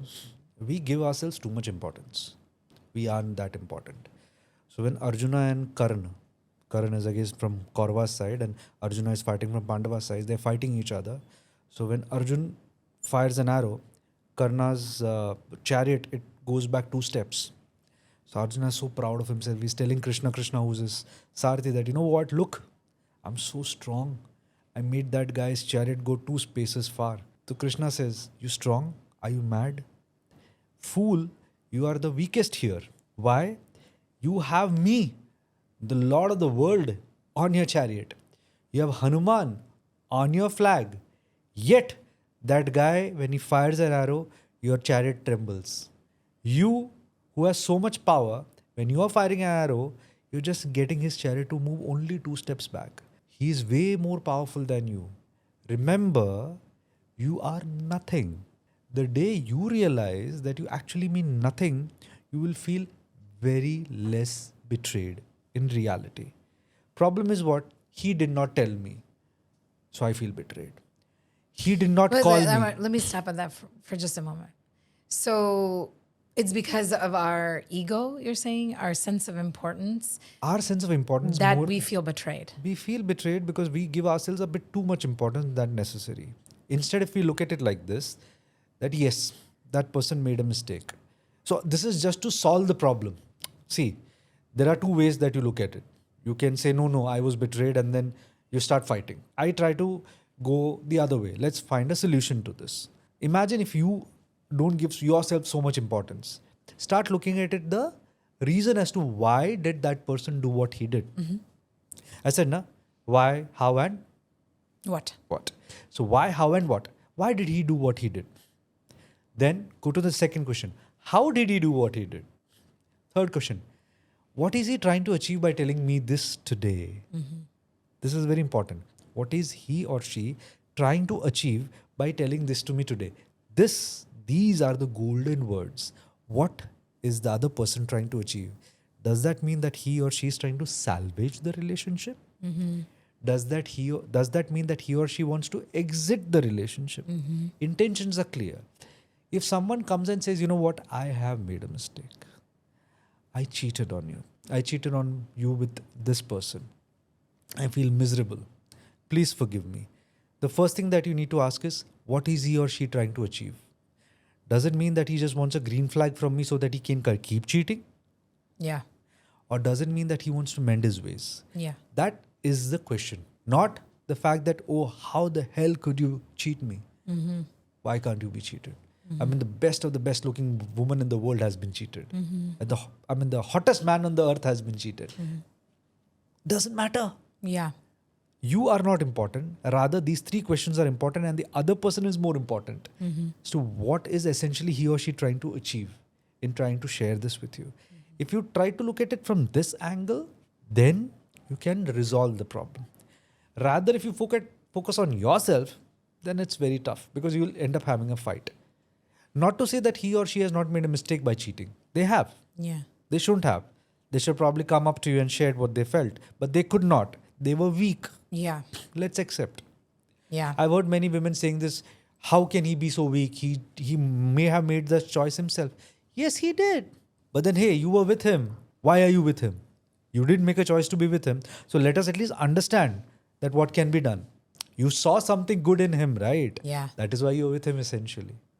So let's work it out like that. So that is what we tell the couples usually when they reach out, that let's see what needs to be done. You want to be in this relationship or you feel it's too hard to salvage now. It's done and dusted. Let's just get over with it. But it's hard to answer that sometimes, right? It's a process to answer that question. It takes time. Yeah. You have to give yourself time. You have to give the therapist also time. Yeah. So that he can Because you have unravel. so many feelings you have to work through. See, there are so many things that you bottle up inside. Yeah. And the moment you just let it go, you let it go. I've seen couples break down. The man who's cheated on his wife also breaks down. Yeah. Not because he has cheated on her, because he doesn't know what to do. He starts hating himself as to, how the hell did I cheat her? How? She was so nice to me. Yeah. So you have to also look at that. So I also try to help women look at the fact that their partners are also feeling miserable. It's not always an act that you put up. There are things that happen beyond our control also. For that, you have to realize you are not important. Yeah. It's hard though to get to that. I call it curiosity, like being curious versus going into your own pain in the moment, which is very hard to do. I mean, even knowing that in conflict, it's hard for me to even do it. But I come back to that's what you're saying, the who, what, why. Who, what, why is curiosity. Why, how, and what. Why, how, and what. That's curiosity. Yes. Right? To understand the other person's motives and why and what's happening on the other side. Yeah, only if you do that can you salvage the relationship. Yeah. Else it's done and dusted. Yeah. But there's also a part where, right, you have to let all the emotions out too, because there's so much Venting pent up. You have to have a vent. Yeah. How do you help couples? Like, I'm saying from a woman's perspective, like, okay, if that happened to me, I would have so many emotions, right? So many emotions that would take me a while to like work out. And so if I were to just keep expressing those emotions, what do you say for the man? How should the man show up? So what I would do is, imagine if you're a woman, and since we are talking, I'm going to use you as an example. So imagine if you reached out and you said that, my husband has committed this and I do not know what to do. The first question that I'd ask you is, as I said, what do you want to do? You want to be with him? You don't want to be with him? If you say that, I do not know, because at that time you obviously don't know. Yeah, you don't know. So then I said, okay, good. This is a good answer that you do not know. So I still have an opportunity to at least, take you to the right path, whichever is good for you. Yeah. You're just helping them understand that they don't know also, right? By asking that question? Yes. Like a very direct question? Because usually what happens is when you speak to your friend like, chhod de usko. Break it off. Yeah. How the hell did he do this to you? That's what they will tell you. Yeah, they will. Because they don't care. They just want to help you as a friend, They just want to take you out of your pain. Yeah, because they want you to be happy. Yeah. You can't judge your friend for that, but that's what they do. Yeah. But what do? I'm a professional, so I have to handle it well. I have to take you to that place where you can make an informed decision. And a decision that is yours. Yes, not mine. Yeah, or not anybody your husband's, else's. Not your friends. Something that is yours. And only yours. Imagine you're hitting the gym and the gym trainer says that, you know what, you're going to have 1.5 times the protein in your body. Start having whey. But hey, do you like whey? You may not like whey. You're a vegetarian. So you're going to shift to something that will give you protein and is a vegetarian thing for yourself. Just because you want to have protein, if I put you on lean meat, you cannot do that. That doesn't work well your system. No. So as a trainer, as a therapist, as a professional, my responsibility is you take the call. I'm just going to say, you know what, 1.5 times protein, necessary. What all sources are there? Pick and choose. What works with your gut? So in a relationship, first you share, you vent, you tell this has gone wrong, Yeah. I feel betrayed, I feel cheated, A, B, C, let your emotions come out. There will be a time when you achieve a plateau. When you achieve a plateau is when I know now there is a time when I can have building blocks set up. Then I get the other partner. What do you suggest the husband?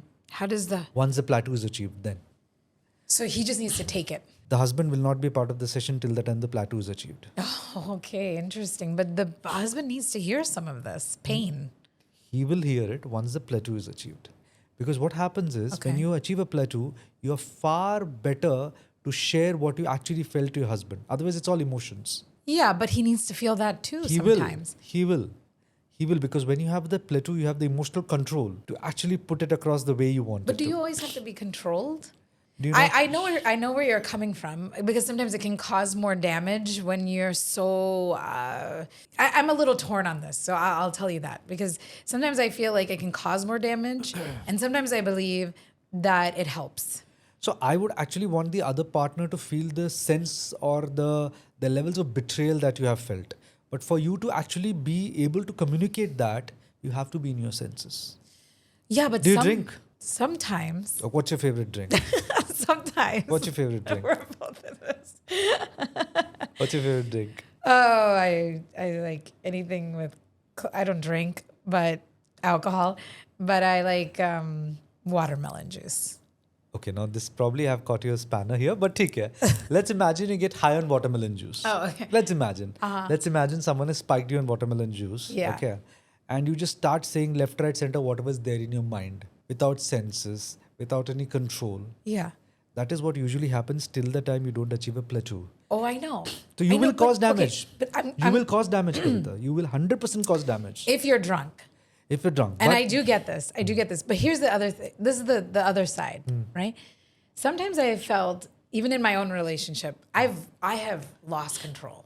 Okay, like rage, especially being I'm perimenopausal, going into menopause. Rage is a part of being. how a come woman. you're only 20? How do you have all this? Yeah, I have to keep saying my age. Yeah. So then I have rage, and I go straight into rage so quickly as a woman in particular. And I'm not saying it's always productive. I'm not saying that. Okay, but I think it's important for him to witness it and see it, feel it, get how big it is, right? Like if my son, if he throws like a small tantrum, I'm like, oh, okay, he's okay, it's okay. He throws a bigger tantrum, then I'm paying a little more. Huge tantrum, now my entire body's consumed with what does he want, what does he need, how do I help him with this tantrum, right? Now I know it's big, it's a big thing. So it gives you a measurement of what is happening on the other side. And if we control too much of that, or even if we control the child in that way, you don't get the other partner doesn't get a sense of what is happening. So as a professional, I would not try to give you a view which is very antithetical to what you're saying. But I would also try to say controlled rage will cause more damage than random rage any day. If you actually want your partner to be aware of what you felt, you have to show rage, but a controlled rage. You should be able to, come on now, 18 years of your marriage, you know what button to push off your husband. Yeah. to get. You're right. So- I'm not like throwing things at So him. no. So when you have controlled rage, but I am. Yeah, so when you have controlled rage, you know probably his mother has gone through something, which is very similar to what you probably felt. Use that. What do you mean? So like for example, when you're controlled state, he has cheated on you. Probably his mother also has had some bad experience in her life. It is something which you are aware of. In your controlled state, you can probably help draw parallel and that will cause more damage to him. But if you're just random rage, you will say stuff which you don't really have any chronology to. I don't understand. Okay, I like make it very simple for you. You say that when you have the rage in you, you just want to just shout it out, share everything so that he feels the hurt. That's not my intention. But he should feel it. Yeah, he should feel some of it. So as a professional, I always say that when you reach a plateau, you are now in a stable state. Yeah. Now in a stable state, we have already listed down what all you have felt. Now the entire narrative is in your hand, your Yeah. control. You can showcase the chronology on what all to say when you want to say. Yes. Your arsenal. You are equipped to handle your own weaponry, your own manner. So you can inflict more damage to your spouse if you are in a controlled state of rage rather than going left, right, center. Also, the spouse will understand what has hit him and he will actually be able to take proactive measures so that he can salvage the relationship better. Yeah. If you don't want to salvage the relationship, no plateau required. See, this is where the first question comes.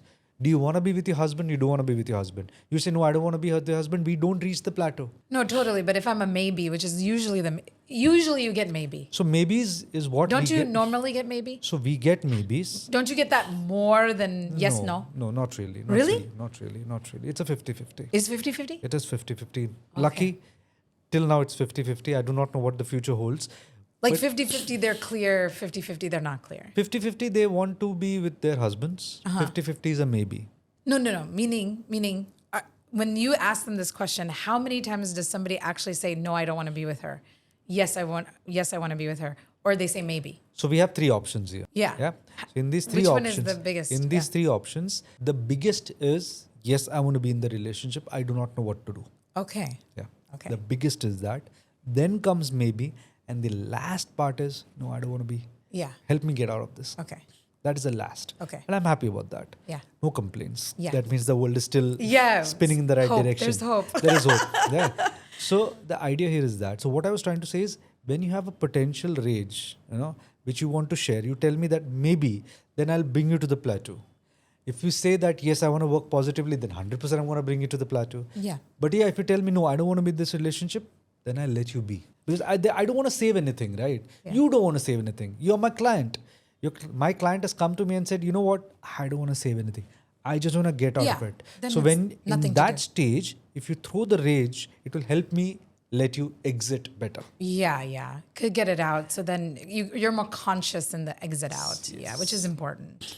It's very important, Yep. which we should talk about next. But I want to just hit on this again, and maybe it's just going to sit in this space of not being in agreement, which is okay. It's okay. Which is like, I just think a little bit of that uncontrolled rage, not a lot of it, but a little bit of it helps.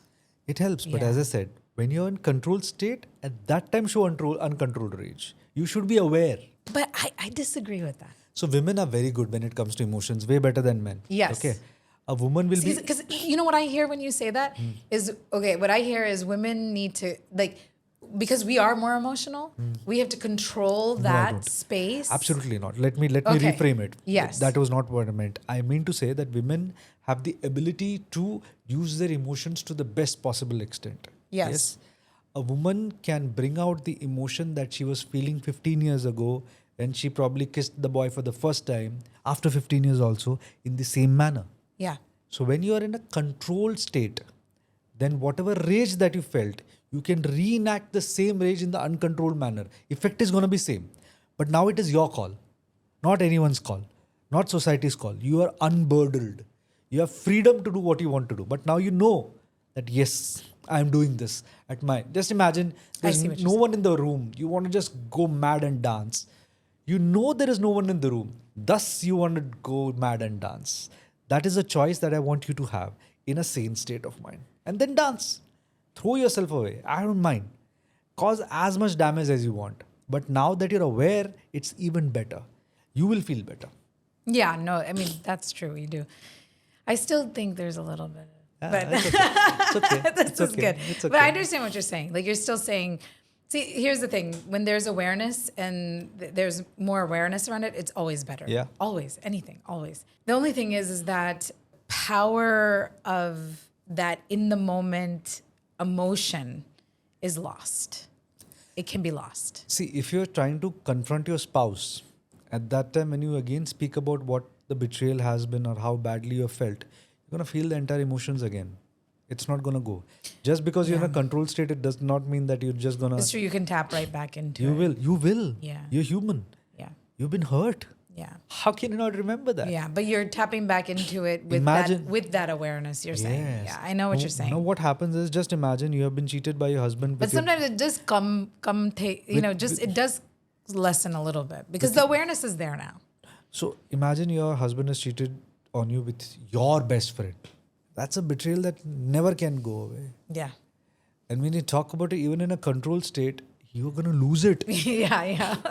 You're going to lose it. Yeah, it's true. Your husband's going to probably hit me because I'm going to use all the examples that between you and him. But the idea here is this.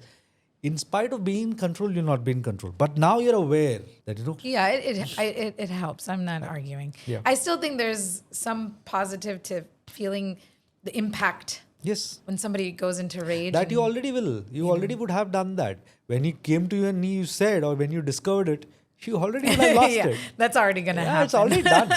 By the time you're with me, Fair you already enough. are through. Fair enough. Yeah. Your vent is done. Your volcano has erupted. Yeah.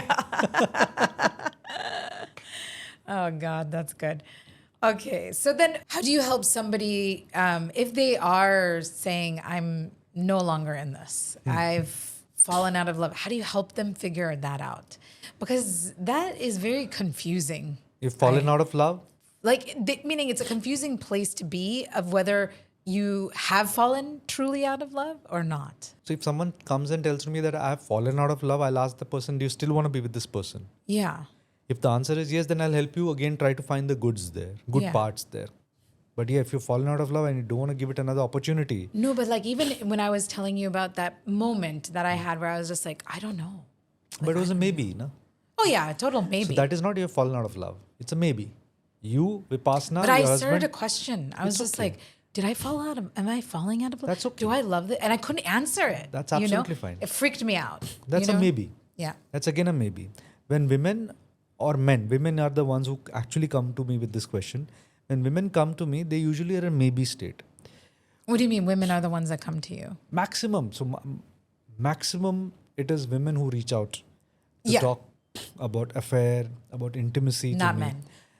Men, they can't, unfortunately. Women are way better, superior. I feel women are superior to men any day because they have the ability to reach You out. see how big my smile is? It's a truth. It is a truth. I have no qualms in sharing this. Women are the superior race. Women have been pushed behind the corner because men realize that, hey, if we allow her to come out, dude, it's scary. So they have done this. Their entire society as construct has been created because of this. So women have the ability to reach out. They have the EQ, high IQ, and the ability to come to me and tell, you know what, I need help. So I have majority of women coming to me than men. Men do come, but rare. So let's say out of 10, I think hardly I'll get 9 women, 1 man. So that's the case. Yeah. So they're the ones who reach out, and when they come, they have a very good clarity. When they come and say that, you know what, I have fallen out of love, she will know that she wants to fall back or she wants to give it another opportunity or not. Just like you did, right? Yeah. You said that, do you think I'm out of love? Maybe, but let me speak to him. Yeah. And that's how you guided him into the fact that he went for a 10-day Vipassana. The effort itself must have made you happy. Yeah, absolutely.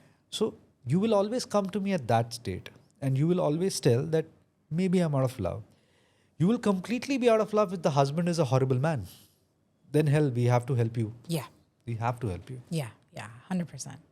And then how do you help somebody consciously exit? There are multiple exercises and stuff that we do. We first and foremost onboard that person on a life coaching module.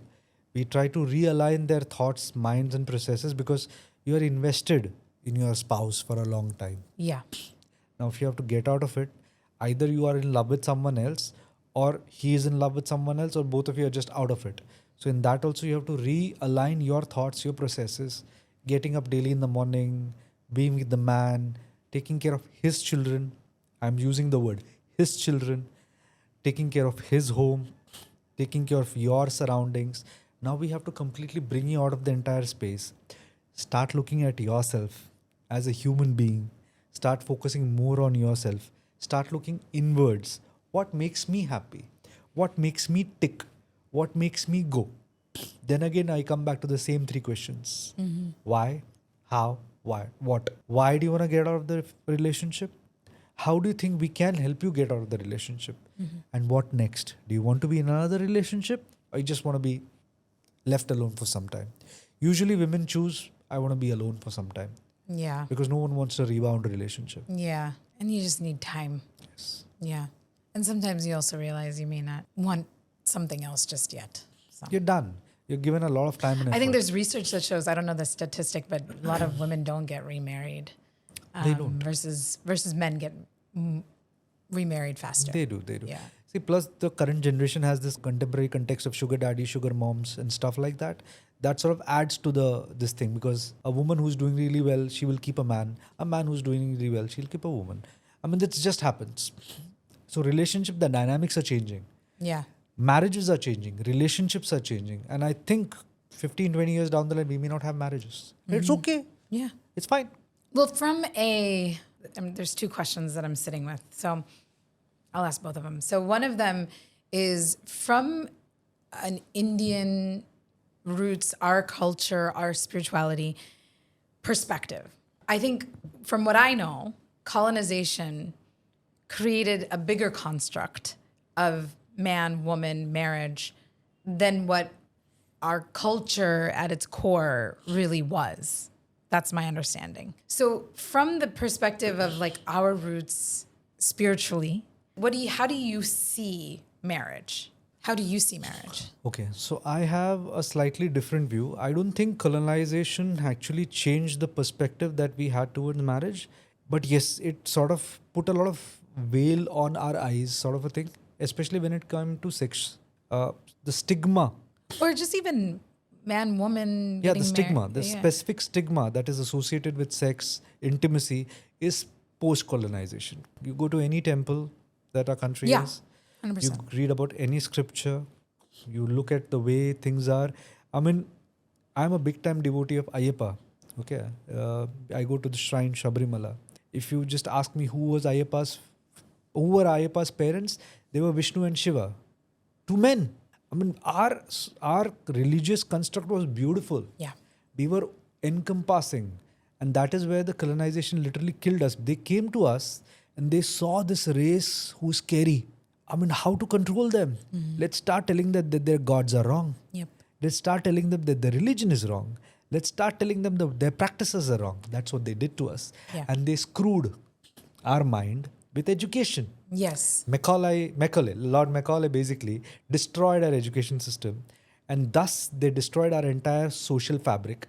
And marriage is essentially the fundamental stock of a society. Yeah. I would say that, the way a man and woman behave with each other, pre-colonization, post-colonization was very different. Yes. Not to say that there were divorces earlier and suddenly the divorces have fallen down or their dissatisfaction levels were bad, good, nothing of that sort. But it was better. Communication, I feel, was better. Yeah. Because there's more, I call it fluidity. Yes, there was fluidity. There are always going to be naysayers who will come and say, women were subjugated, women were put behind this thing, they were not educated. Who told you all this? Look at the Vedic times. It's not the case. Yeah. You actually had, Devadasis, the ones who used to dance for gods, the courtesans, The first sector which was banned the moment Brits came into our country because they were scared. Because, these women who were married to God, they had freedom on their sex. Good Lord, what will happen to us? Mm-hmm. And they told our society, this is a corrupt practice. Mm-hmm. A woman who is in control of her sex is very powerful. Very powerful. Very powerful. And we have amazing goddesses. The Shakti Parampara. Look at Kamakhya, look at Durga, look at Kali. They are extraordinarily powerful. The reason why they were powerful is our society used to treat women in extraordinary sense of power. So any society which keeps women at a pedestal always succeeds. Point to be noted. Look at any society. The moment a woman is put at a pedestal, the society will always reach at the zenith because the entire source of power and energy is woman. The entire source of power of energy in a marriage is also woman. Mm-hmm. Men, as I repeated again earlier, are tools. Primarily. But it's a woman who drives a marriage, a woman who drives a religion, a woman who drives a society. So Brits, they came... Too much pressure. No, but it's a reality. They do. A lot of power comes a lot of responsibility. I'm just quoting Spidey here. Yes. So that's the case. So that's what it did. So marriage as a construct was destroyed post-colonization because of that. But I'm very happy and I'm proud to say that we are embracing a lot of our old scriptures. We're embracing a lot of our old techniques and community-based learnings today. But we are also embracing a lot of what the West is doing, Yeah, which is scary. it is. But then I do not know what the future is going to hold. I do not know what the next generation is going to do. I'm very happy that they What do you communicate better. see in terms of what are some of the Western influences that you see that are not helpful? The biggest bad habit, if I may say, that we have picked up from the West is that we love to use and throw. Say it again. We love to use and throw. Use and throw. Horrible example to say, but our tolerance levels have gone down. If a man is not happy with his wife, let's get separated. If a woman is not finding that her husband is financially stable, emotionally stable, she just look outside. That was not how it was earlier. Yeah. And I'm not saying that a woman was probably forced and kept in a corner. No, I'm not saying that. She was not. She probably has become better today. But at least the ability was there that she could communicate. Even today, the young generation is able to communicate. That's a good thing. But the bad thing that we're picking up from them, the Westerners, is the fact that, we just move on too fast. Yeah. That's not great. No, I agree. I think the tolerance level has gone down so much. And even people will say, well, I watched my mom or I watched my dad tolerate this, that, this. I don't want to do that. And then So I'm okay with it. So I'll tell you what. I'm okay with the fact that, Kavita, that women today are not okay tolerating it. No, that's okay. But I am not okay with the fact that they are not even communicating. Yes. Don't tolerate. Have the ability to communicate. Sit across the table, talk and negotiate and sort it out. Yeah. But the disconnection is the problem. Yeah, because as I said, we are so distracted. That's what I'm trying to say is that the tolerance, they say that as a way to be like, I don't need this. Yes. I don't want this. Or the fuse is short. It's very easy to run away these days. And there are so many places that this generation is able to run away to. That is the biggest problem. Yeah. That is what we are learning from the West, which is bad. You have to understand, I'm not trying to question a race, but they are emotionally very corrupt. When it comes to our country, our side, the Eastern, I'm not talking India. Yeah. The entire Eastern part of the world. Yes. We are a bit better when it comes to emotions. Yeah. So and relationships. Yes. China, we Japan, see the value Korea, in them. Everywhere. The value, the community, Yeah. the value of being in Yes. community. Yes. Yeah. So as a construct, marriage is now slightly shaky. But I would say that, I hope the present generation, since they have the added advantage of better communication abilities, uses it to their advantage. Yeah. Yeah, I was just curious because when you say maybe a marriage will be kind of, I also, there's a part of me that believes it's an institution, right? The institution is going to get defunct. Yeah. Let's be very clear. So 20 years down the line, we will not be looking at marriage the way we are looking at it today. Yeah, which is how I think we originally looked at it as Indians. Yes. It is just in the East. It's just a very good ceremony to be together. It's a valid way to stay together. And to have a commitment. To have a commitment. That's good. Yeah. Rather than having a social construct that you have to throw a party, you have to have anniversary parties, you have to go breaks. Yeah. Those things are stupid. Or even like, oh, we've been married for 20 years and you could have a shit marriage, It doesn't matter. I see so many couples posting that best snap together, 20 years together, silver jubilee, golden jubilee. They are like literally fighting with each other the moment camera's off. They hate each other. What's the point of being in a sham marriage? Yeah. Yeah. I know it was, I let go of my coaching side of everything. But the thing that it was just hit me so much is just like wanting people to communicate more and understand one another more so that the tolerance level expands, not tolerating what you shouldn't tolerate. I mean, tolerance of understanding yourself and understanding the other person and communing together to really get each other. Not just like, oh, I'm like this, you're like this, it's done. So I'll give you a very short example. Yeah. To clarify this, it's a political one, but it's a very good one. India is a democratic nation. The word secular was just added into it. The moment we became a secular democratic republic, suddenly we had to view everything at the same level. Now, this is the example of tolerance and tolerating. We were a tolerant religion as it is. We did not need secular to be put on us. The moment we became secular, Can you define secular? Define it. the point is we view each and every single religion the same way. We hold them at the same state. But we were always that. As a religion, we always were that. Yeah. We have never done anything like that. It is the word secular, the moment it was added, it suddenly put that extra pressure. So now, from just merely being tolerant, we started tolerating. So you say the word is same, but still the context and the conjecture changes. That is what has happened to our society, and that is exactly what is happening to the mindset of the people today. We expect the next generation or our generation to communicate better so that whatever pinches them, they can tell, you know what, I'm tolerating your shit, but that's not working for me. Can you do something else?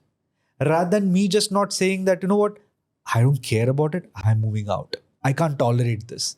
You see the difference between both the approaches there? That's what it is. So as a secular democracy, now we have to hold all religions equally. But as a democracy, as a society, we were as it is doing that. Yeah. Why add that extra pressure on us? Yeah. So that is what's happening today's society. And that's what Because exactly... colonization put secular on it. Absolutely. That's what I said. So that's what your question was, right? Post-colonization, what happened? This is exactly what happened.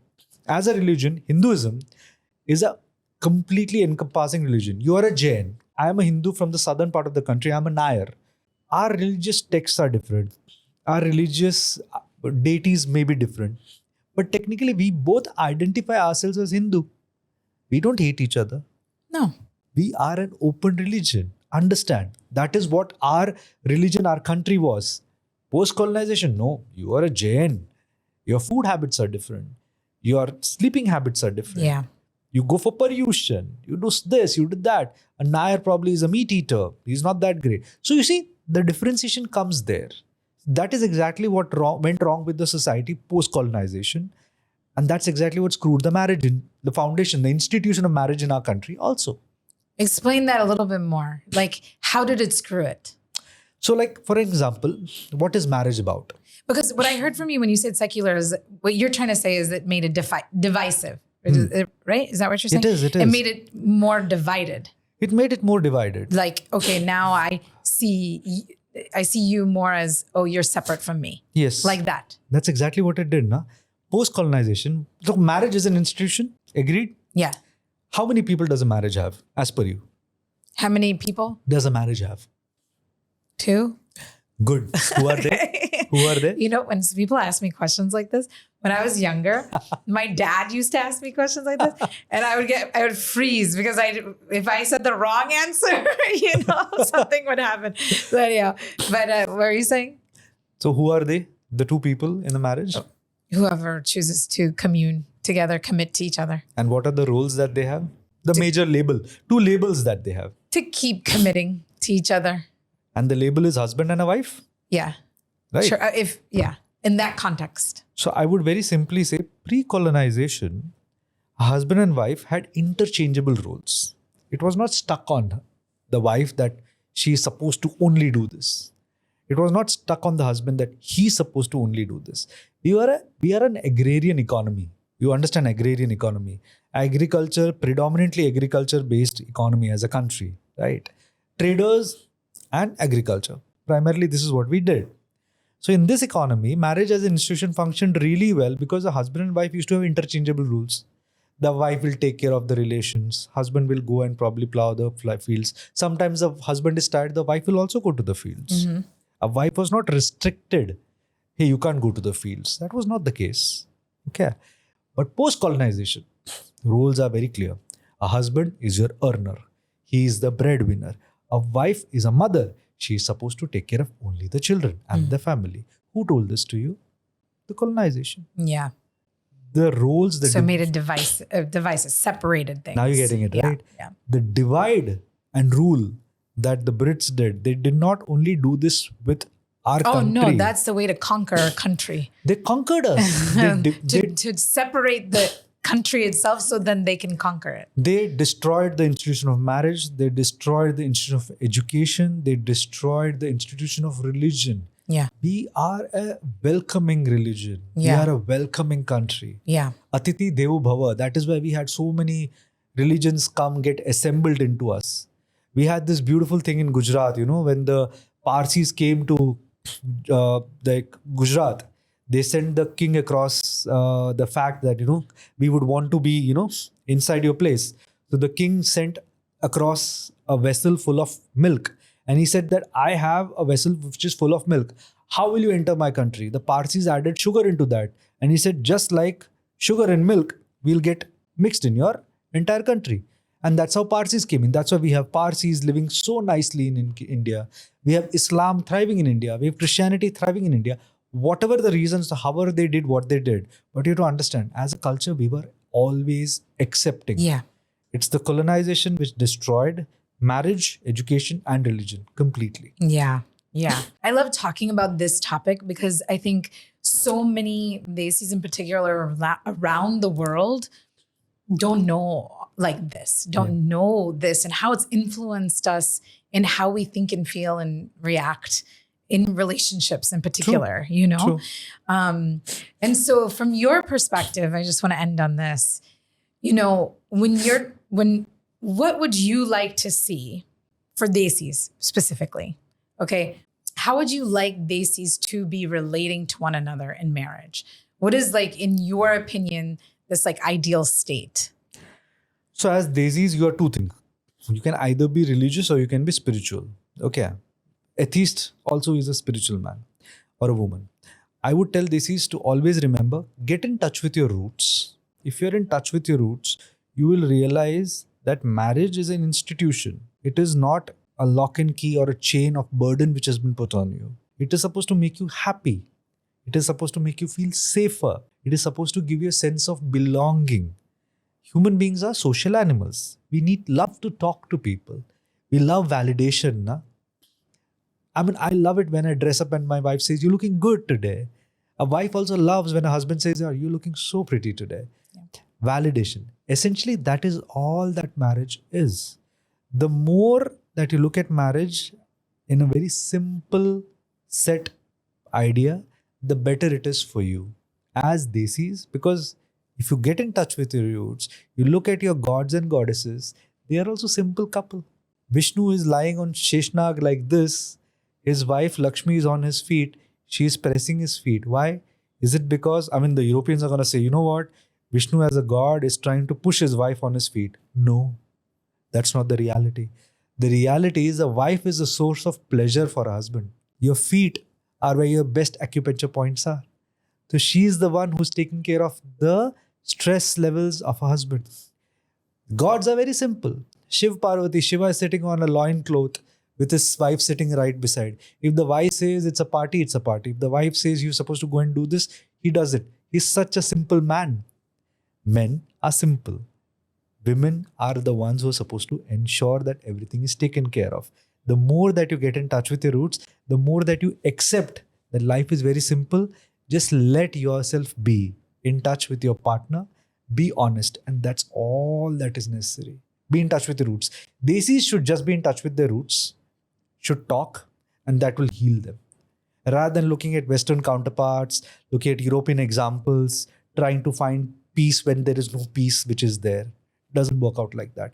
You can take multi-million-dollar yacht breaks that you want. You can take vacations. You can take sojourns. That is not going to give you peace at all. And it won't create even connection in your relationship. Absolutely not. That's not what it's about. Be in touch with yourself. Be completely in touch with yourself. If you are a religious man, this works. If you're a spiritual man, be in touch with yourself inside you. Inside you, there is a heart which beats. Be in touch with that. That's also enough. Yeah, what you're saying is that being in touch with your own spirituality actually very much supports your relationship and your marriage. Because your religion, your country, your community is amazing. Whatever today you're seeing in the world is actually because of you. Mm-hmm. You love yoga, you love Pilates. Dude, where did it come from? I know. I was arguing about Pilates came from yoga. Pilates came from yoga. But people argue that it's not true. Anyhow. There are scriptures which can predate I'm sure there'll be themselves. Comments below this. Pilates didn't come from Everything did. Everything did. There was a time when we had free trade. Everything that is Greek is actually Indian. Everything that is Arabic also has come from our shores. I can keep arguing about this. No, My bad. I'm into that. I like it. Okay, so another question I do have. So there's a phenomenon of not really wanting to commit. Yeah. And I think there's nothing wrong with it at the root of it. But what do you see the problem is with that? You know, this idea of I don't want to commit to one person, or this idea of why do I need to even commit to one person, or what do you see the downsides of that and the upsides of that? So let me start by giving you upsides of that. The present generation, a lot of people of my generation also have this thing that why should I commit to one person? I can have as many as I want. So to all of them, I say it's good because it keeps you happy in the moment. You're living in the moment, you're living in the present. Everyone wants to live in the moment, enjoy the moment, be where you are, be you, be yourself, etc., etc. So the upside is good. You'll be happy, you'll be very nice. But the downside here is that where is the connect? We have spoken about this earlier also. Human beings are social animals. You always need to have that connect. So the people who say that, you don't need to commit, they'll say, so what? I'll get a connect today, I'll get another connect tomorrow. See, if the entire world is not committing, then if today I am with you, tomorrow I am be with her. Or she's with me today, tomorrow she'll be with him. So it keeps changing. Now, what's the problem there? The problem there is we all human beings love patterns. We love continuation. We love continuity. And if that is the essence of us being happy, we love our rotis to be round. Na? The taste doesn't change. No, but it looks so nice. It looks nice because we like it. We love our pizzas to be round. The moment the shape changes, the taste changes. This is why you need continuity. And this is why to all the people who say, what's the reason of commitment? I will commit today, I'll not commit tomorrow. The problem is you'll get dissatisfied very fast. Yeah. Very fast. Your brain... It also is, it's an immature way. I think in some level, immature way, because you don't want to take on responsibility. You don't want to take accountability. You don't want to, like they say, my son plays tennis and we're into tennis. And at the US Open in New York, there's a big board that says pressure is a privilege, because it helps you operate at a different level, right? And take on things at a different level. I feel like people are shirking meaning like just avoiding that. So we have a generation which is happy living on social security. They're hooked onto their mobiles and that's the drug that is keeping them happy. It gives them the dose, the dopamine high. The moment you switch on the phone, you get something that makes your happy high. You're not worried about anything. That is a problem with the present generation altogether. That's why they don't want to commit. The harm here is the moment that thing is plugged off, you suddenly realize the reality and you'll feel very sad. That is the cases of depression have gone up. Yeah. The case of anxiety, suicidal instincts. The reason why all this is up is because we are amongst people. We are in a generation wherein the satisfaction level is nosedived. Yeah. Because we are just not satisfied with anything. It's true. Nothing satisfied. I mean, I feel it myself too, so many times. Absolutely. Yeah. Because there's always something new there. Yeah. Which I want to have, which I want to buy, which I want to own. And the moment I own that, I feel happy. Mm-hmm. You go on these shopping drives to make yourself happy. And I feel that you are just trying to get yourself into that loop, a narcissistic loop, which will never allow you to be happy with another individual. Why? Because if you're with another individual, you'll have to adjust. Yeah, you have to adjust. And you don't want to adjust. This generation's happy. I'm very happy myself. I'm very swayambhu, as they say, that I self-happy. Doesn't work like that. No. Doesn't work like that. I know. Anytime people say to me like, oh, when I'm not in a relationship, I'm good. Like I feel happier. I feel more productive. And I'm like, well, of course, all you have to do is take care of yourself. When you're in a relationship or you have children or you have a community that you're responsible for, it's a whole, it's a responsibility and accountability and maturity that you have to face every day. I'm a Buddhist to the core in the sense that I follow Buddha's teachings to the core. The only thing which I had a disassociation with him was he left his family and went, which is good because he did that so that the world could be a better place. The world was happier. Did he take their blessings? Did he take his parents' blessings? His parents' blessings, yes, he did. And he went. He went because he said that, the world needs me. Yeah. He pushed out. So I am okay with that. But as a human being, you cannot live like that. There can be one Buddha. There can be one Mahavir. Not everyone can aspire to be a Buddha. It doesn't work like that. Because our societal fabric will collapse the day everyone just shirks off.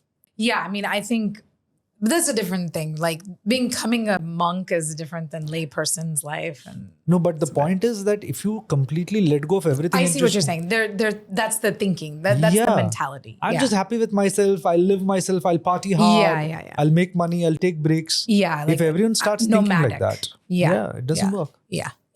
I agree. I think just even with age, and so you can say some of these things with age because there's wisdom with age. Also, at one point I was like, I don't know if I want to have kids, But at 20, you're able to get so much wisdom. Running joke. But yeah, even after having kids, before having my son, I was just like, oh, I don't know if I want to have children, And then after having my son, and it's okay if somebody doesn't want to have kids. This is not my point. My point is just this, that the growth that I've had to go through as a human, as a mother, to be with another human being and raise it is massive. It's like massive. And so I just want people to feel like they want to be with other people. And these days there's so much on social media about like, cut this person off. Don't be with this person. If this person doesn't show up like this, then they're not right for you. All this individualization that is happening, it really hits me because. So, I mean, to actually give you the last part of this discussion, I just tell you this, our entire Vedic mythology, our Shastras, they very clearly say that if you want to live a fulfilling life, you have to go through all the 4 systems. Brahmacharya ashram, okay, Grihastha ashram. Explain those. Vanaprastha ashram and Sannyasa ashram. Okay. The idea here is you start the first 25 years of your life acquiring knowledge, learning skill sets as a brahmachari. Then the next... Meaning having no sex. No sex, nothing else, just acquire knowledge. For 25 years. For 25 years. Lifespans were longer earlier than today. So the next 25 years, you focus yourself on a grihasti. Have a family. Have children. Enjoy your life as a grihast. Okay. The next 50 years, you have Vanaprasthashram and Sannyasashram. In Sannyasashram, you take sannyas, go and teach whatever you have learned in this 50 years to the people who are there, to the society. Give your knowledge unto others. And the last part of your life, go to the forest, go to the nature. This is the best way to live life. You know why? We human beings will live a fulfilled life only if we acquire knowledge, have family, have people with whom we can share the knowledge and then leave. This is how you're supposed to live. This is what our Shastra says. This is our Vedas say. The moment we go back to this, to all the Desis, the moment you go back to your Vedic knowledge, you'll be the happiest. Because there's no joy other than the joy of giving. I mean, that's what Christmas cards say these days. So you have to understand that also comes from us. Yes. So, the joy of giving, when you give to the knowledge to during Sannyas ashram, it all comes from here. And Vanaprastha ashram, you go back to nature. You come from nature, you go back to nature. Go back to nature. Yeah. Yeah. Beautiful. Yeah, because it's about fulfillment. Yep. Fulfillment. Yep. And not just the moment of fulfillment. True. Yeah. True. Thank you. Thank you, Kavita. Thank Wonderful you for having talking. me. Wonderful. Beautiful conversation. Wonderful. Enjoyed it thoroughly. Same here. And Cheers. I hope you love this episode of Desi Wisdom. Please leave a comment below telling me if you liked it, if you didn't like it, what you would have wanted more of. It really helps me refine this podcast to give you exactly what you want. I will be reading every comment and responding. Also, I know this is the last thing that you're going to want to be doing, but if you haven't already, hit that subscribe button. When you hit that subscribe button, you'll be notified of the episodes that come out every single Tuesday. So hit that subscribe button. And if you're ready to binge another episode of Desi Wisdom, take a look at this one. It's a good one.